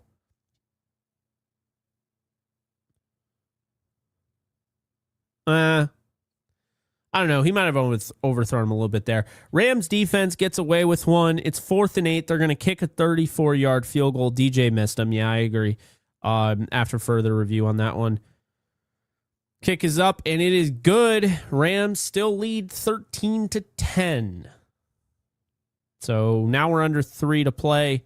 Former Ram Cameron Dicker puts it through.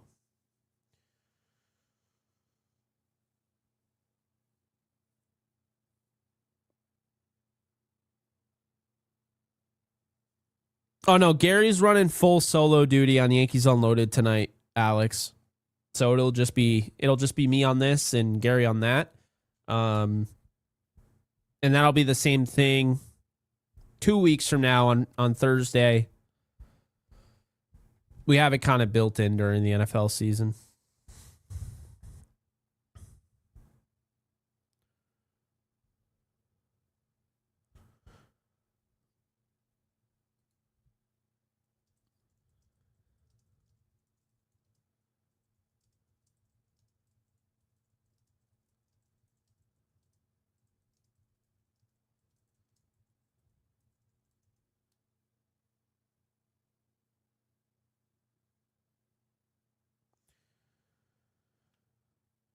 I don't think Lampkin played like crap. I think he gave up the touchdown, but I think he's been pretty good aside from that. But I don't think Lampkin's making the team. I just don't. I just don't see it. So just to update you guys, Ty Simpson left the game healthy. 18 of 23, 119 yards and a touchdown, 102.7 passer rating. Dean Connors was your leading rusher today. He still could keep carrying the football. 8 carries for 35 yards. CJ Daniels, your leading receiver, 5 catches, 42 yards. Brennan Presley had 5 catches, 25 and a touchdown.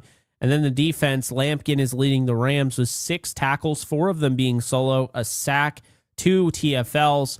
He did give up a touchdown, him and, of course, Tanner Ingle in coverage. There's also been a sack in the game. Darrell Peterson III came away with one. So that's pretty much that. There's also a pass breakup. Bill Norton batted one down, and then Alzillian Hamilton had one earlier. So that's been the game. No interceptions on either side. Almost an interception. So, yeah. Hasn't been the most fun game, but, you know, there's been some entertaining moments. We'll see now. The Rams will... I agree with you, Alex. Totally agree. So this is going to go out to the 40. It's a penalty. It didn't hit the landing zone, so Rams will have it at the 40-yard line here. 2:46 remaining in the third quarter, and Matthew Caldwell comes out for his second series with the Rams. He showed his legs a little bit, showed his improvisational skills.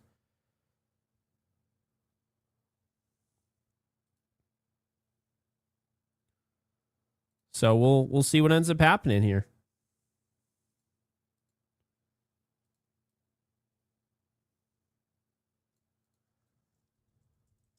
Caldwell, play action boot.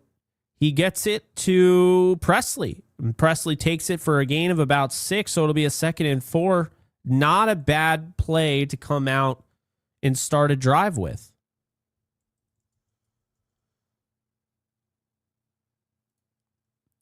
Now, for those of you who don't know, Matthew Caldwell played at Troy and he played at Texas. So this is definitely a player that, you know, has gotten to play in the past. He was a backup at Texas, didn't really get to play much at all, but he was a Troy quarterback. And now bumping it out to the outside, a great run here and finishes with the pad. That is Jordan Waters for a gain of 25. He's now got 12 carries for 47 on the day. You have the Jets sweep, and then eventually Waters is able to hit him, you know, zig when they zag. That is exactly what that's all about. The jet motion got just enough of, you know, the attention of the linebacker room, and Jordan Waters was able to hit them and lean to the left. So now Rams in business, cross the 30-yard line, and I believe we may have a penalty here on the defense. It looks like there was an offsides, and they're going to hit him with a neutral zone infraction. So it's going to be a 1st and 5 coming up for Matthew Caldwell and the Rams. Caldwell had 8 passes completed on 11 attempts and a touchdown, 85 yards last year for Texas.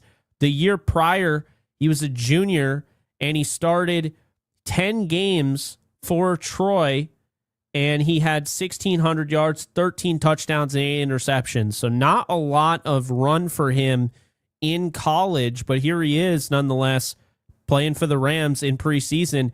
And there is Dean Connors plugging his way through the hole, and he gets the first down here. So the Rams will move the chains past the 20-yard line. They are now in the red zone here, 1st and 10 coming up with a minute and counting in the third quarter. I do not have any insider info on the potential suspensions, unfortunately. And now Dan Villari, the tight end, just jumped, so now it's going to be a 1st and 15.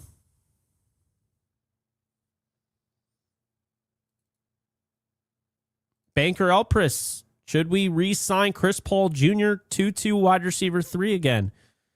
I mean, I wouldn't be against bringing back Chris Paul Jr. onto the practice squad, but I don't think it'll happen. That did not go over well. Tutu Atwell, I don't think he'll be wide receiver 3. I think he's just going to have his own role. But I guess we'll see. Banker, appreciate you being in here. Melissa, thank you for the 2. Just seen Bailey all smiles on the sidelines. Yeah, he must know. He's making the team. Bailey's making the team. Look at the cutbacks. Look at the friction there. Dean Connors, fun to watch, man. Fun player to watch. Thank you, Melissa. I appreciate it. Jack, thank you for the 2. Agreed, Lampkin isn't bad. Our secondary is stacked. It's true. Lampkin didn't really have a great chance of making the roster. It felt like, he might make it. And now just too many things, too many variables have come into fruition here. And I unfortunately don't think he's going to make the team. But we'll see if he gets on the practice squad. I think he's going to get claimed by the Seahawks, but we'll see. Well, Tim Keenan is playing. We'll see if he's on, he's playing on the defense in the fourth quarter, but he's playing late into preseason game 3. That's never a good sign. So we shall see with Tim Keenan, but I don't think he's going to make the team as it stands right now.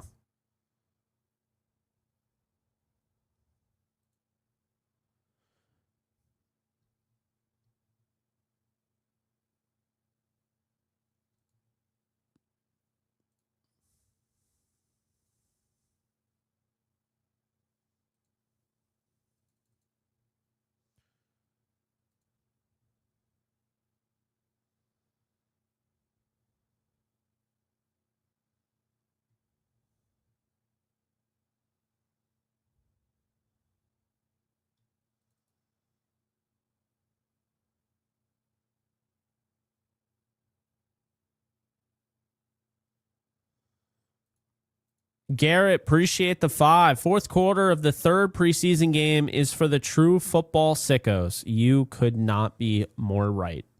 You could not. You could not be more right. You just couldn't. Just a reminder, this is brought to you by Prize Picks and our friends over at courtyard.io. Use the code HMA for both. You can see the description on the right side, the bottom right side. In the ticker, you can sign up for Prize Picks today. The link is in the description below. Play $5, get $150 in lineups. If you win, be sure to hit that up over on Prize Picks. Get started today. It's available in 40 states. And get your 15% off on courtyard.io. And that link is in the description. It's also the same thing. HMA is the code, 15% off.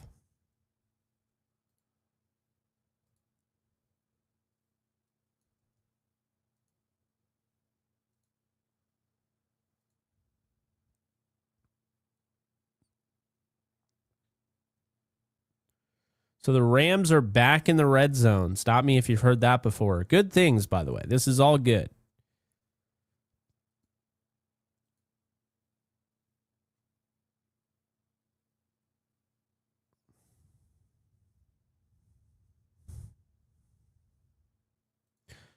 Shout out, Jake, for the live and love watching you on the NFC West Roundtable as well as everyone else on there. Hey, appreciate it, Jake Garcia.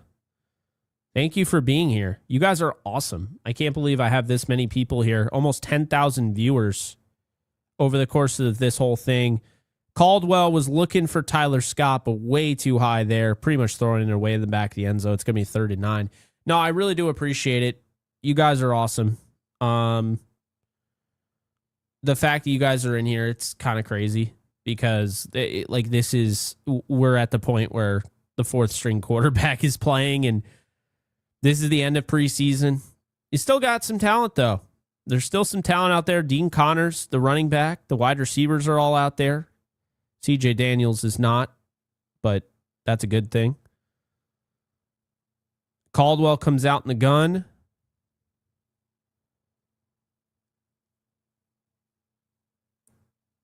Third and 9, Caldwell looking. He dumps it off, and that is True Edwards fighting for every yard there. He's not going to get the first down. It is going to be a 4th and 3. The question is, are they going to kick the field goal, or are they going to let Caldwell cook? And it looks like they're keeping Caldwell on the field. So the Rams on 4th and 3 are going to go for it here in the red zone.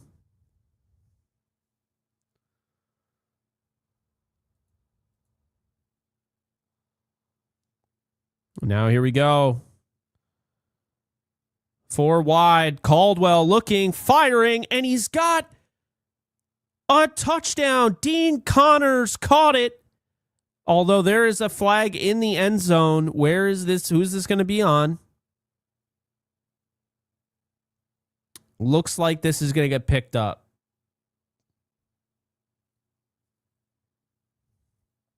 Sean McVay is not happy. He looks annoyed.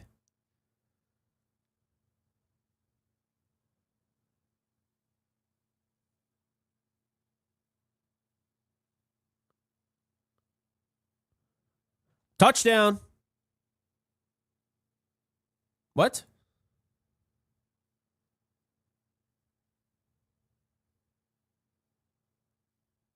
There we go. It is a touchdown. So they picked up the defensive pass interference and they threw a penalty for roughing the passer. And honestly, shame on you if you're roughing the 4th string quarterback. Yeah, that was kind of bad, man. They tried to tabletop my guy, Caldwell. Shout out Matthew Caldwell, man. Hasn't been easy to sit there 2 games in a row and you're just sitting there watching everyone else have fun and everything. And guess what? You go out there and you go and do your thing and you get to throw a touchdown pass for the Rams and probably win yourself this game. So really big kudos there to Matthew Caldwell on the touchdown. Great stuff. And Dean Connors with another receiving touchdown.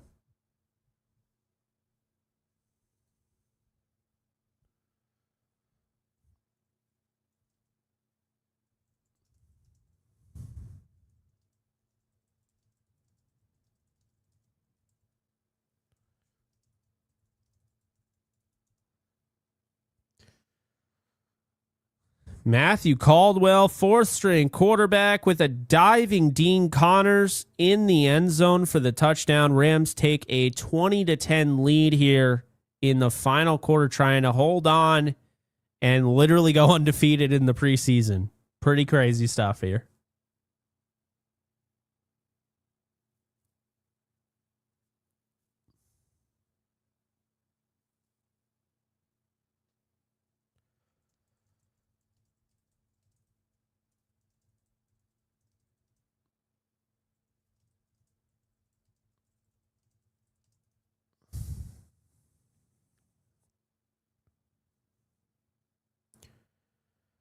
Going to be really irritating when the Rams do lose Dean Connors because they think that he's going to somehow make it through waivers.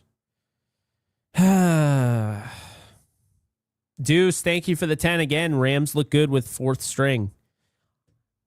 Isn't it wild to be able to move the ball like that? You got Matthew Caldwell who threw 11 passes last year. He was the backup for Texas. We'll take it. We will take it. How about Matthew Caldwell, man? Appreciate you, Deuce.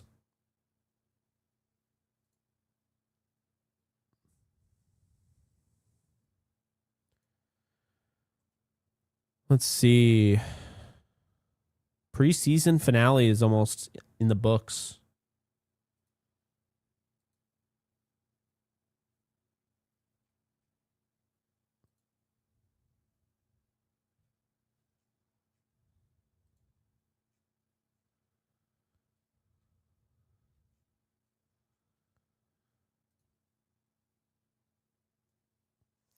I gotta set up the live stream. I keep forgetting. Oh, man.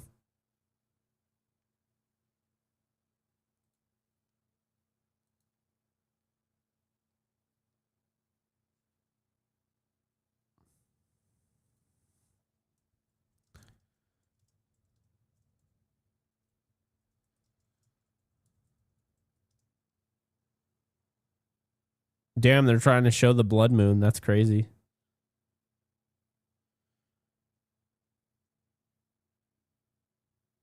And Mevis touchback. So it'll be at the 35.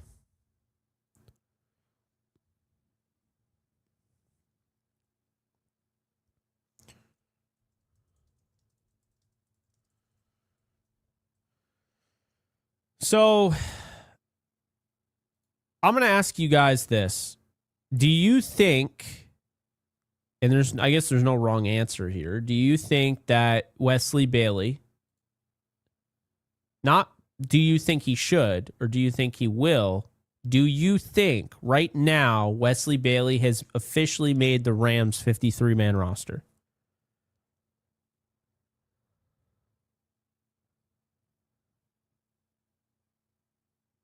Oh, what a throw by DJ. Damn.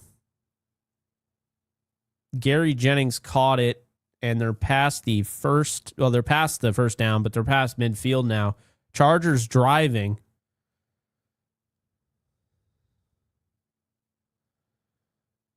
Alzillian Hamilton's still out there. He's definitely going to be on the practice squad, I think. He has some things I like. He's not good enough to make the 53. I like him. He's not good enough to make the 53.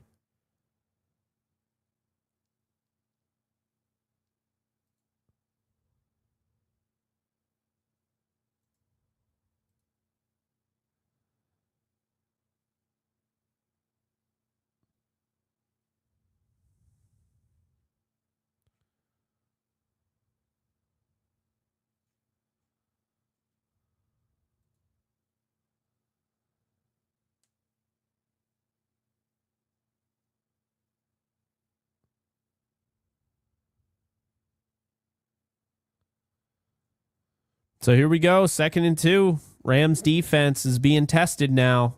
DJ is hitting the second level, and even in the third level, he's been pushing. So now they hand it off, and they just got all sorts of room. This dude is hitting it to the house.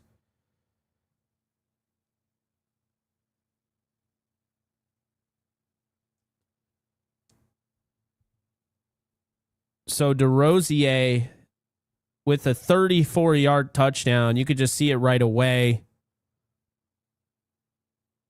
So much holding, by the way. Good Christ. But good run nonetheless.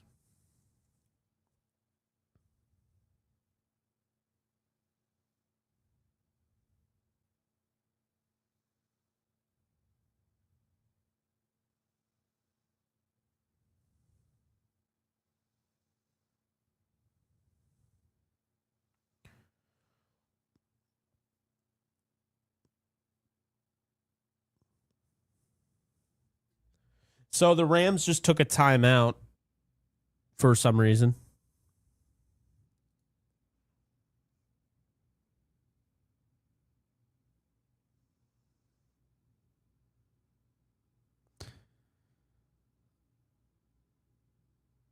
How do you not bring him down there?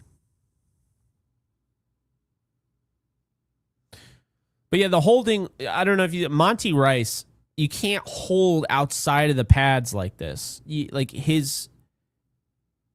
can't do this. So, they're going for 2. They definitely don't want a tie game. I get it. DJ back to pass. Oh, man. There's the 2-point conversion. It's 20-18 now. And now all of a sudden, Rams defense is being pressed.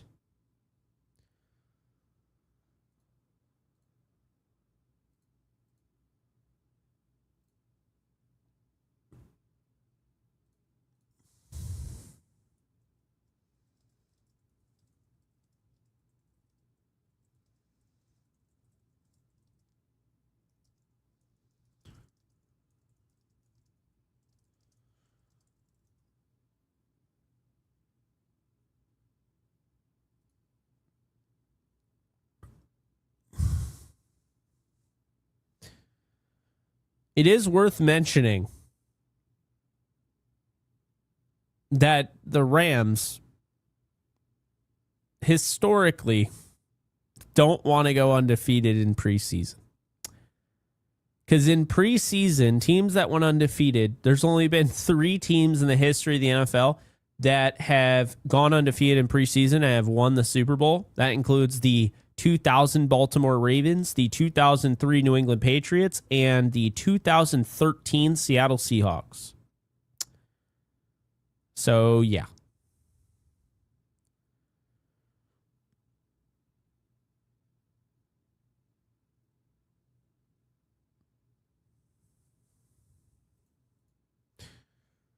No, Simpson and Bennett are done for the day. It's going to be Matthew Caldwell all the way forward.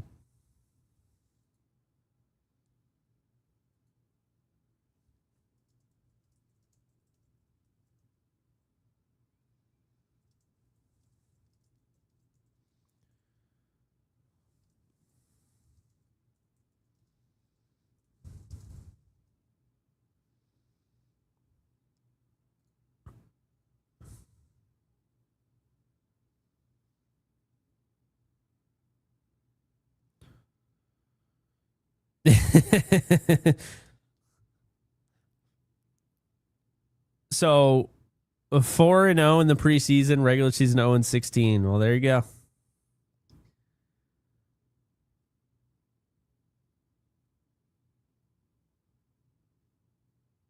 I don't think the Rams are going to win this game, if that makes you feel better. I just don't.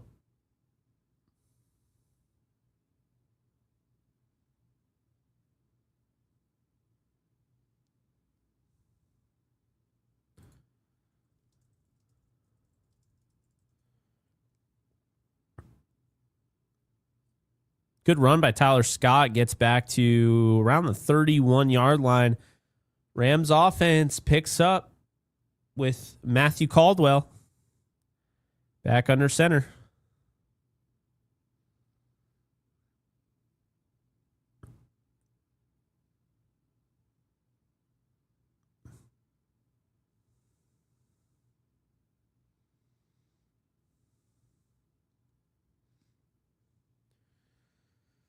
Caldwell under center, picking it up from the 30. Here we go. 12:45 remaining. Hands it off. Jordan Waters for a gain of 3. So it'll be a 2nd and 7 there. 23-0 perfect season. I guess we'll find out. There's 0 chance he's clearing waivers. 0.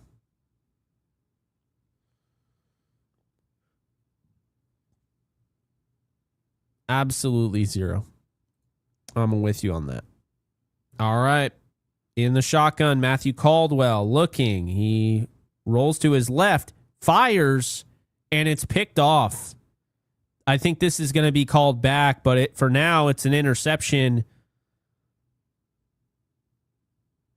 I think this is getting called back.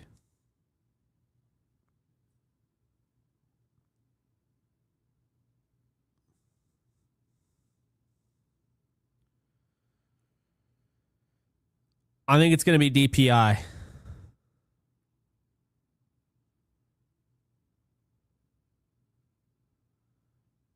I knew it was going to be DPI. He was all over him. A lot of hand fighting there. I think it's a good call. I mean, I've been open and honest today. AJR Curry, the hold, like there have been a lot of different moments where the Rams got away with one. This is one of those plays where I think that there's just too much going on. He tugs on the shoulder pads. Tyler Scott just had no chance to get to that. And that right there is just cheating. And that's, of course, a pass interference call. So here we are. Caldwell rolls to his right. He's going to duck out of bounds. He gets about a yard or two.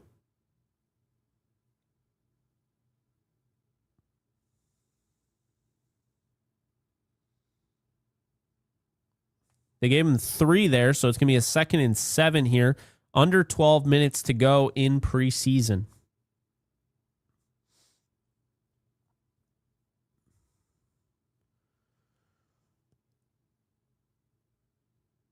Caldwell in the gun, looking to his left, rolling to his left, gets rid of it.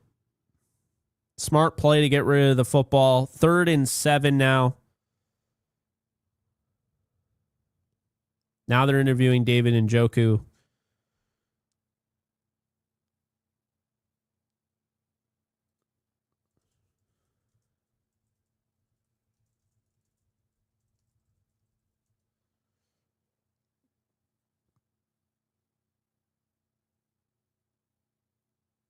Third and 7 here for the Rams.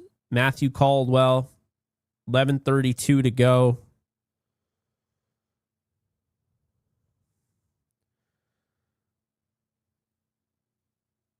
And he tried to get it to Presley. It's incomplete. That's one he's going to wish he had back. That would have been a first down.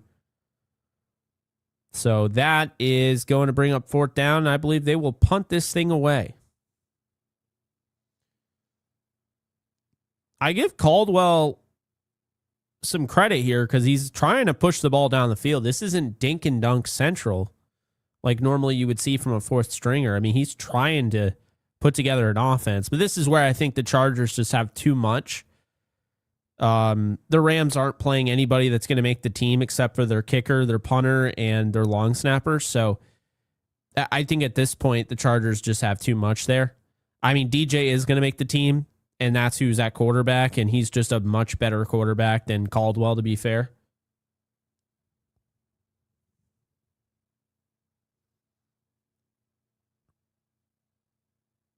There's another penalty on the Chargers, so half the distance to the goal, hold on the receiving team.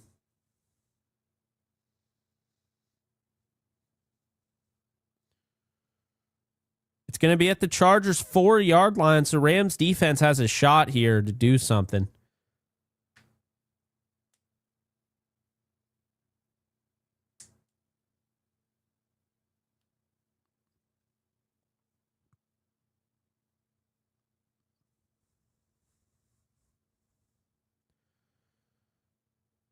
Oh, boy.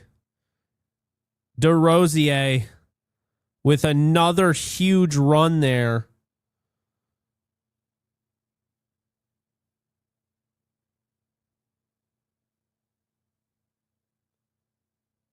That's a huge gain. That's got to be, 30, 40 yards at this point?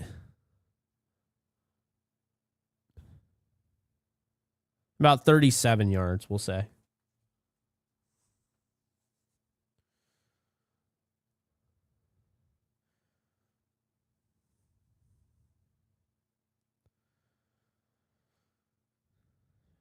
So 1st and 10 here.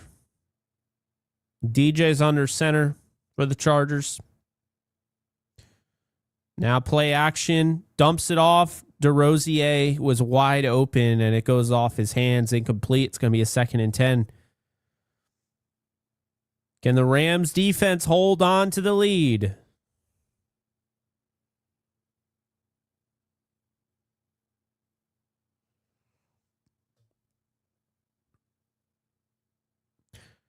If DeRosier had a good ball thrown to him from DJ, that is probably going for another 30-yard gain.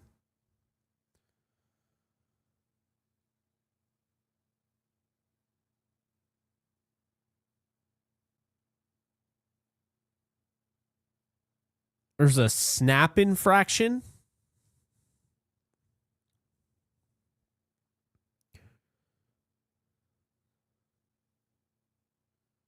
So a false start. The hell's he talking about? A snap infraction. No one calls it that. Oh, it's because he false started while snapping it. Okay. Well, I'll give him a pass on that one. Sean Hockley. 2nd and 15 for the Chargers.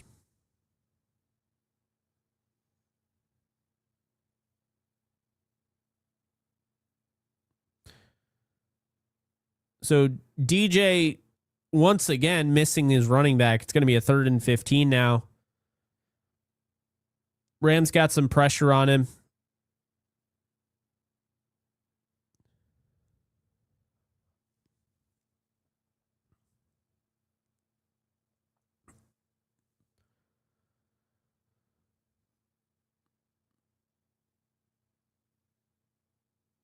Third and 15, about 10 left on the play clock.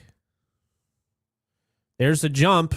That's a false start on 78th, their left tackle, and that's going to back them up. It'll be a 3rd and 20 here.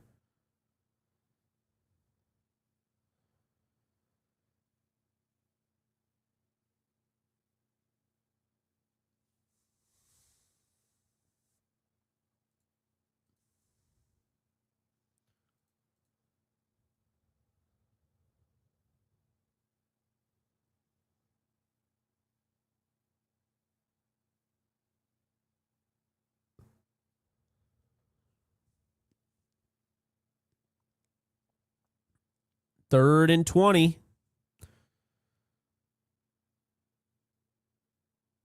They hand it off to DeRosier, and I don't necessarily hate that play call with the way he's been running the football, but he is well short of the line of game. 4th and 11 with 10 minutes to go, and the Rams force a punt here, so they will take over with plenty of time left to go to pad this lead.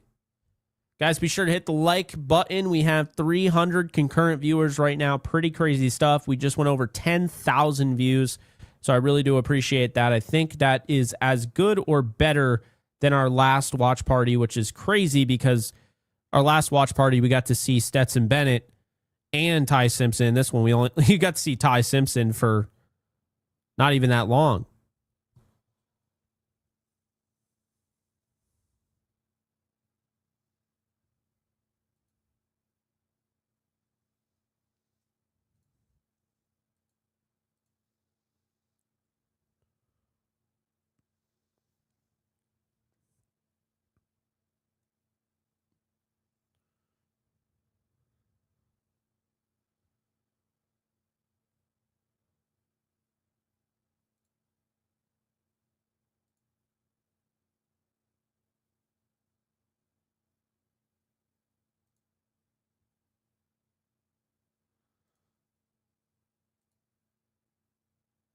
How badly do you guys want football?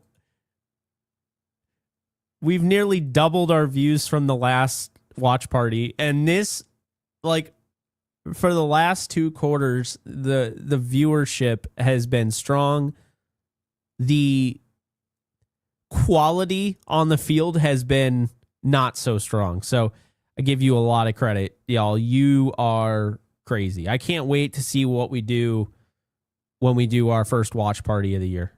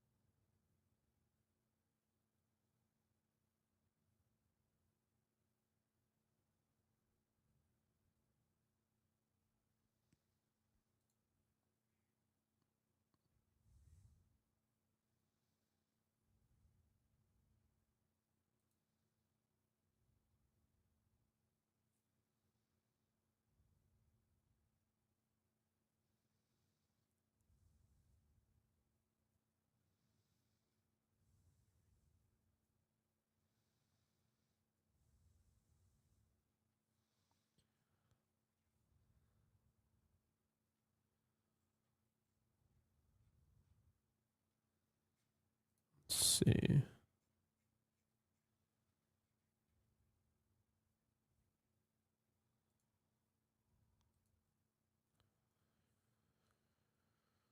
All right. I'm trying to get this thing up. I keep getting distracted. I'm trying to get this thing up for the pregame. I think we'll just cut right to the chase and we'll make the thumbnail about Wesley Bailey making the team. How about that? I feel like that's what we care the most about.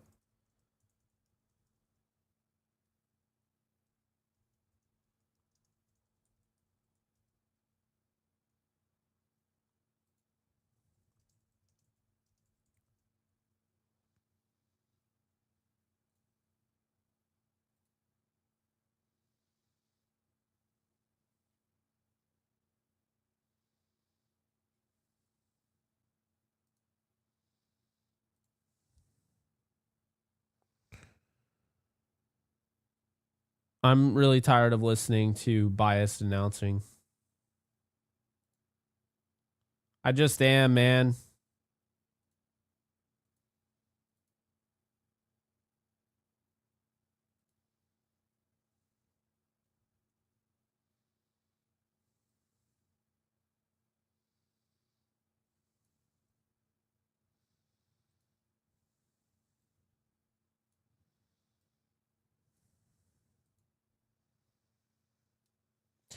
Now the Rams take over around the 8-yard line, and there's Dean Connors plugging away for maybe 2 there. We'll see if Dean Connors can make the team. I don't think he's going to because he wouldn't be out there if he was going to, but we'll see if he can get through waivers. That's probably what I meant to say. That is what I meant to say. So Caldwell processes through his reads and gets it to Dean Connors. He's 2 yards short. It's going to be a 3rd and short.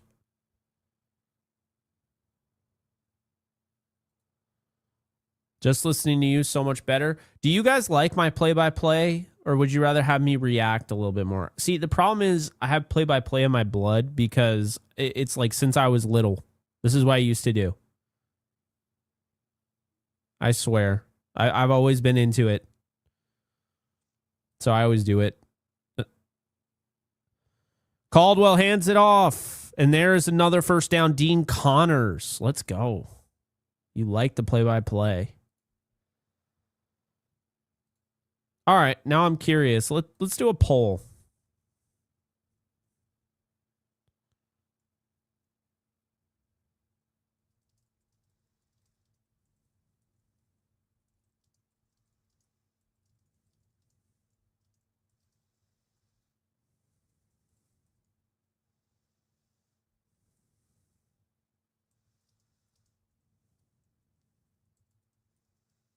Oh, man. Jordan Waters stuffed in the backfield. A flag comes rolling in, so we'll see what ends up happening. But, yeah, that was something.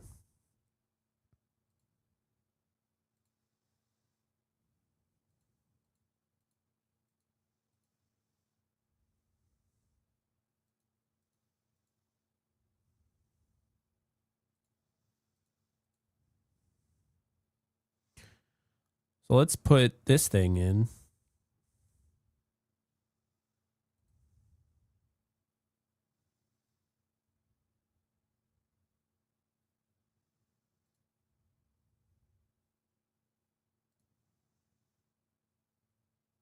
Unnecessary roughness. All right.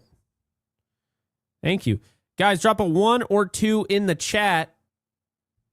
Drop a 1 or 2 in the chat based on how you... I'm probably just going to stick to the play-by-play, but I want to get feedback here. So drop a 1 or a 2. A 1 for play-by-play, a 2 for reaction.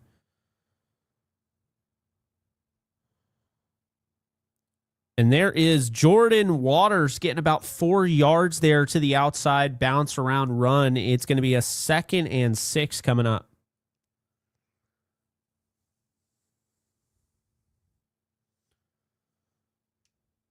I love watching Jim Harbaugh lose his mind in preseason. That's a guy that just loves football. I don't care.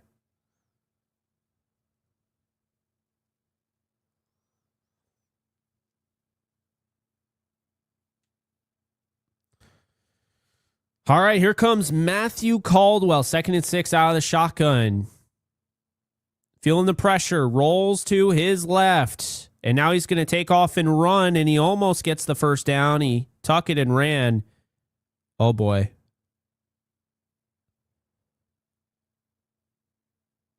Caldwell gingerly walking off the sideline. He did not look good there, but it looks like he's going to stay in the game.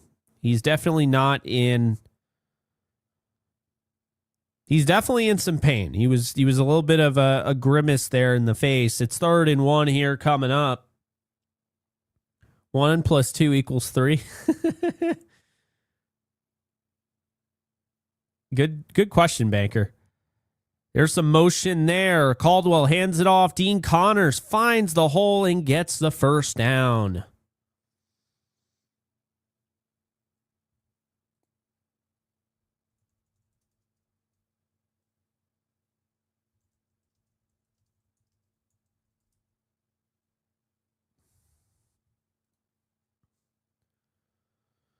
Jake, just never stop talking, please.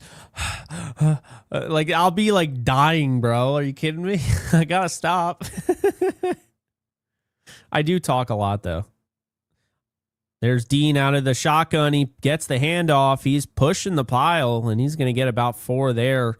A 2nd and 6.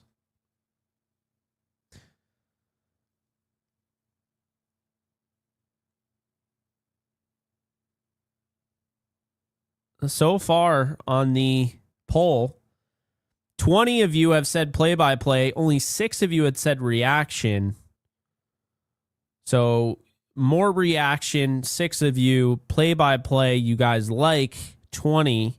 So we'll take it. I know we have 295 in here. Never expecting it all 295 people to do that, but in the gun, Matthew Caldwell hands it off. It's Dean Connors finding just any sort of crease, and he finds his way for about 3 there. Coming up, it's going to be a 3rd and 3. Connors is up to 15 carries for 68 yards.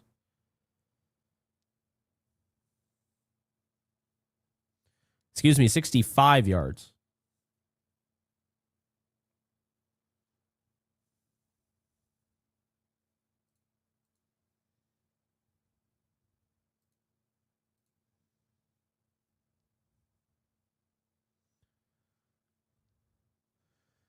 Third and 3. He just said Simpson hands it off. Oh, it is Simpson. That's not good. Simpson's checked back in, which probably means Caldwell is actually hurt. And there's no way that wasn't a first down. Connors was past the first down marker. Don't understand the spot at all.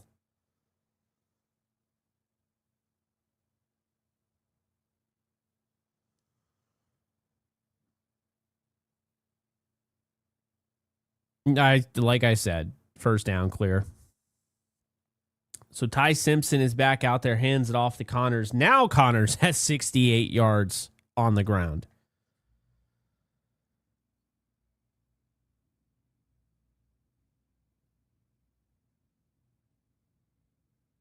Oh, I hate it for Matthew Caldwell, man. Simpson's not throwing this ball. This is just going to be a handoff. Or it's going to be a false start. Rohan Jones, the rookie tight end.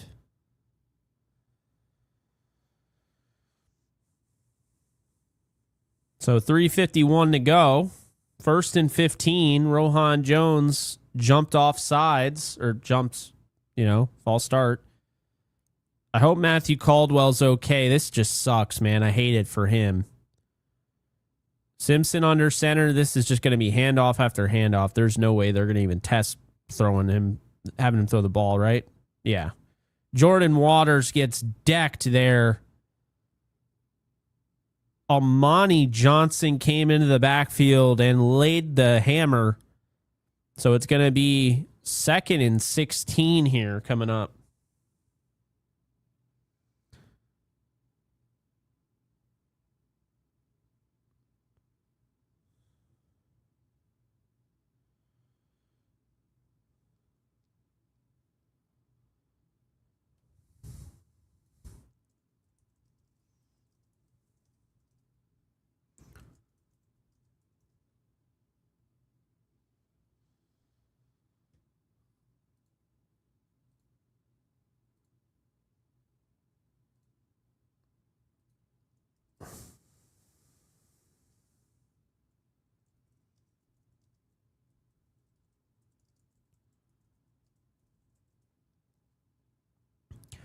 So 2nd and 16 now.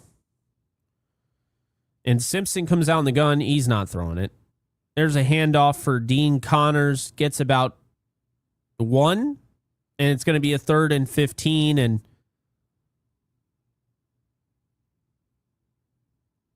I just don't. I don't see this. This is going to be a handoff. This is what I meant where I think that the Chargers are just going to win this game. They don't want to use Simpson. If they wanted to use Simpson, they're not going to have Simpson go down with an injury with 3 minutes to go in preseason. Okay, they're not going to even risk that.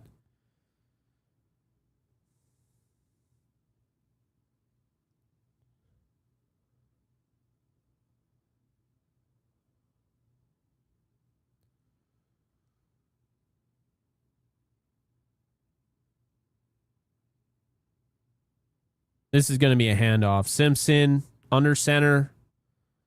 Motions Presley. Hands it off. Dean Connors gets nothing there. They knew Simpson wasn't going to throw the football, and so it's a simple handoff to Dean Connors. He gets nothing, and it's going to be 4th and 15. The Rams will punt and try and pin the Chargers deep in their own territory.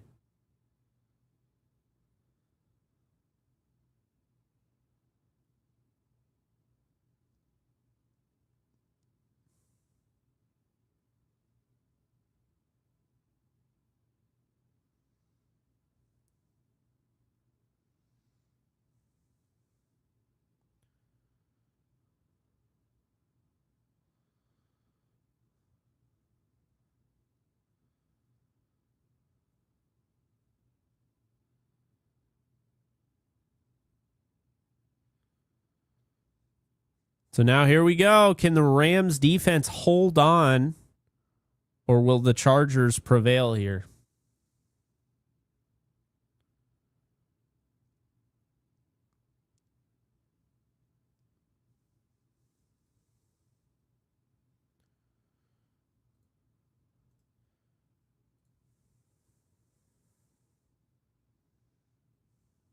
Oh, man, what a bounce there. They got him down at the 1 yard line. Ingle downs it. Ethan Evans just pinned them at the 1 yard line. They're back literally against a wall.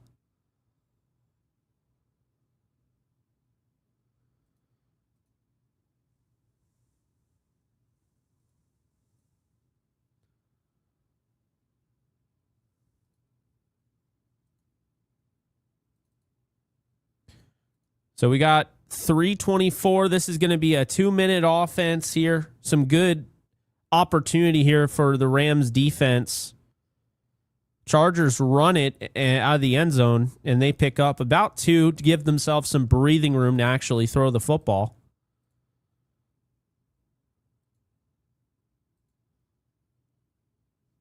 Coming up, we'll have the post-game show, so you guys can tune in. You guys can stay right here after this game ends, okay? After this stream ends, I have it set to redirect you right over to the next stream where we will be doing a post-game talking about basically what comes next after this. And, we'll get a little bit more into it. So looking forward to that.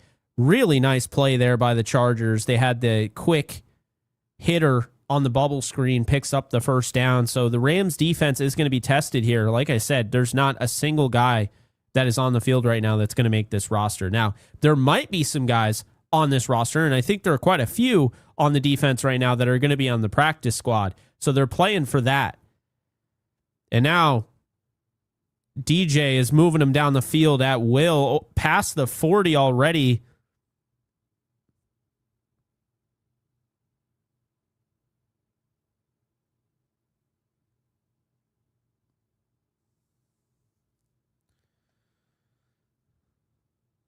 And now it's a 2-minute warning officially. The Chargers are at the 41 and driving.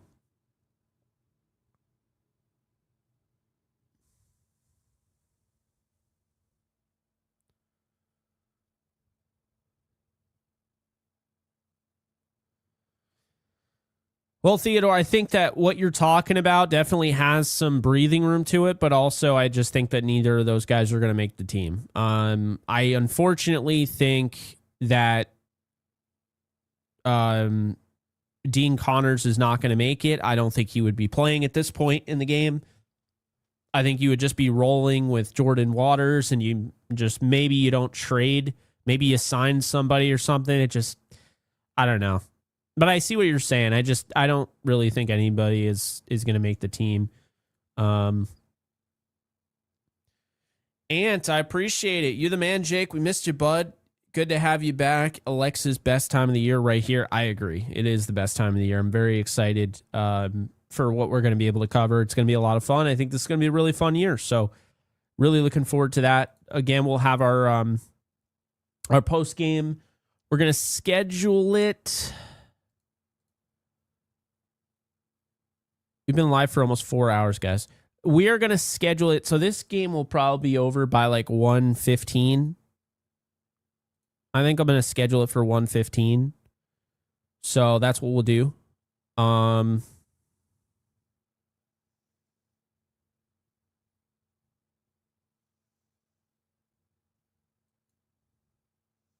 Yeah, we'll do that. 1:15.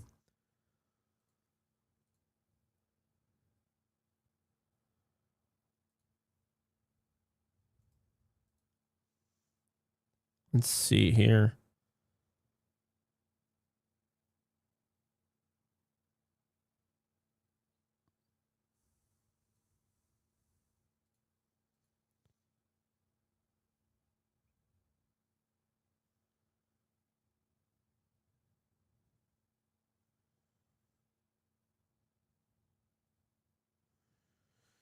That DeRosier guy has 110 yards on 8 carries. He was just bouncing off guys. It's crazy. I don't think we've seen the last of him either.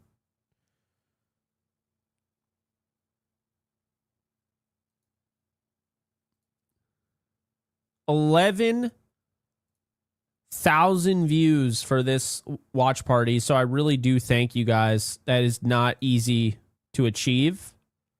You guys are awesome, truthfully. All right, here we go. A 2-minute warning at the 41-yard line. Chargers only need a field goal and they win the game.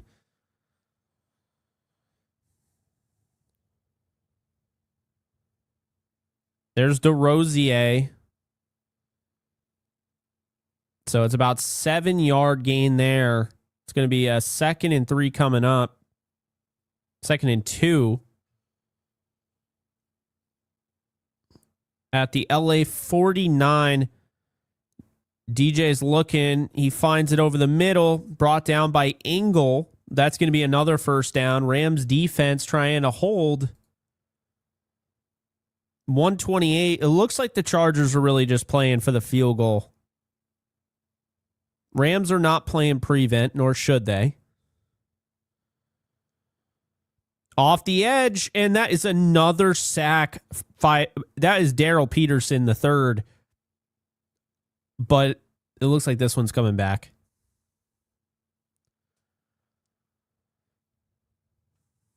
Oh, man, it was offsides on Timon Fox on the other side of the defensive line. That sucks. That was a huge sack. A 16. Oh, man. Peterson had it beat. A 16-yard sack that probably could have won them the game potentially. And now, here we are. It's 1st and 5 with a $1:14 left on the game clock at their 40 here. There is Murchison. Had him in the grasp.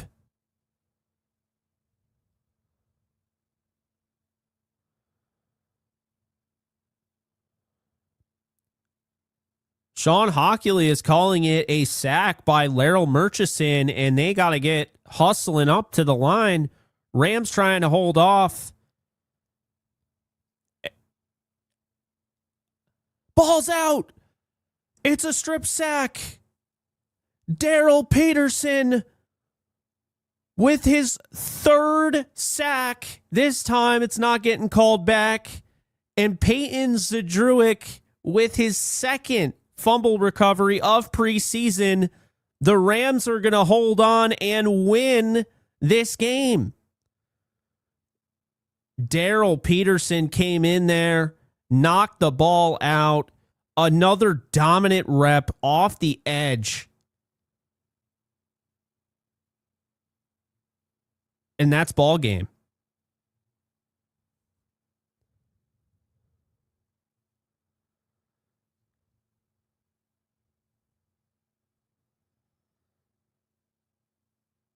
The Rams are going to go on to go undefeated in the preseason. 3-0 as Ty Simpson kneels it down. And the Rams are going to win 20-18. Wow. What a play there by Daryl Peterson III. I mean, it hasn't been a great preseason for him until today. He had his third sack. One was taken away by a Timon Fox neutral zone infraction, but that was great. And you could see he was dominating the edge on that left side. Really good stuff from Daryl Peterson. He's not going to make the team, but that could put him on the practice squad. Rams move to 3-0 in the preseason, and they come away with a win. And now they are going to be asked to be the fourth team in NFL history to go undefeated in preseason and win a Super Bowl. Only 3 teams have done that. The last time it was done was the Seattle Seahawks in 2013. So that's it. That is it. It's been a fun time. We're not done, though. Post-game coverage, you can check it out. You could stay right here, and it's going to redirect you right over there. I'll go live in a sec. I just need to take a quick bathroom break because, yes, believe it or not, I need one of those. But, yes, what a win for the Rams. What a preseason for the Rams. What a middle finger to the rest of the league when people say that the Rams don't have depth. They just showed you playing their fourth-string quarterback, essentially giving up the entire second half. Ty Simpson came out in a pivotal drive because Matthew Caldwell got hurt, and he just handed the ball off. Everybody on the defense knew, but the Rams defense came up and got the stop, and they made it an exciting end to a pretty fun preseason, I would say, and got us ready for a regular season. So we're not done with this game yet. We're going to wrap it up with a post-game show that's coming up momentarily. Again, bathroom break, and then I am going to send you guys right over there. So definitely be sure to get in on the action over there. I have 340 people. Stick right here. It will literally redirect you to the next game. So love the way that ended. Fired up the way that ended. What a great job by the Rams. Hard fought. And by the way, coaching matters. Hope you guys enjoyed this 4-hour presentation of JE Live's watch party, right? We will be back. The next watch party we do is going to be the Rams and 49ers week 1 game on Netflix. You guys can check that out on here. And we're going to have plenty of content from here and then. But we do have the post game coming up. So again, quick bathroom break, and I'll see you guys over there. But if I don't see you guys over there, you guys take care. Sending you over right now, and I'll be live momentarily. Thank you. Later, folks.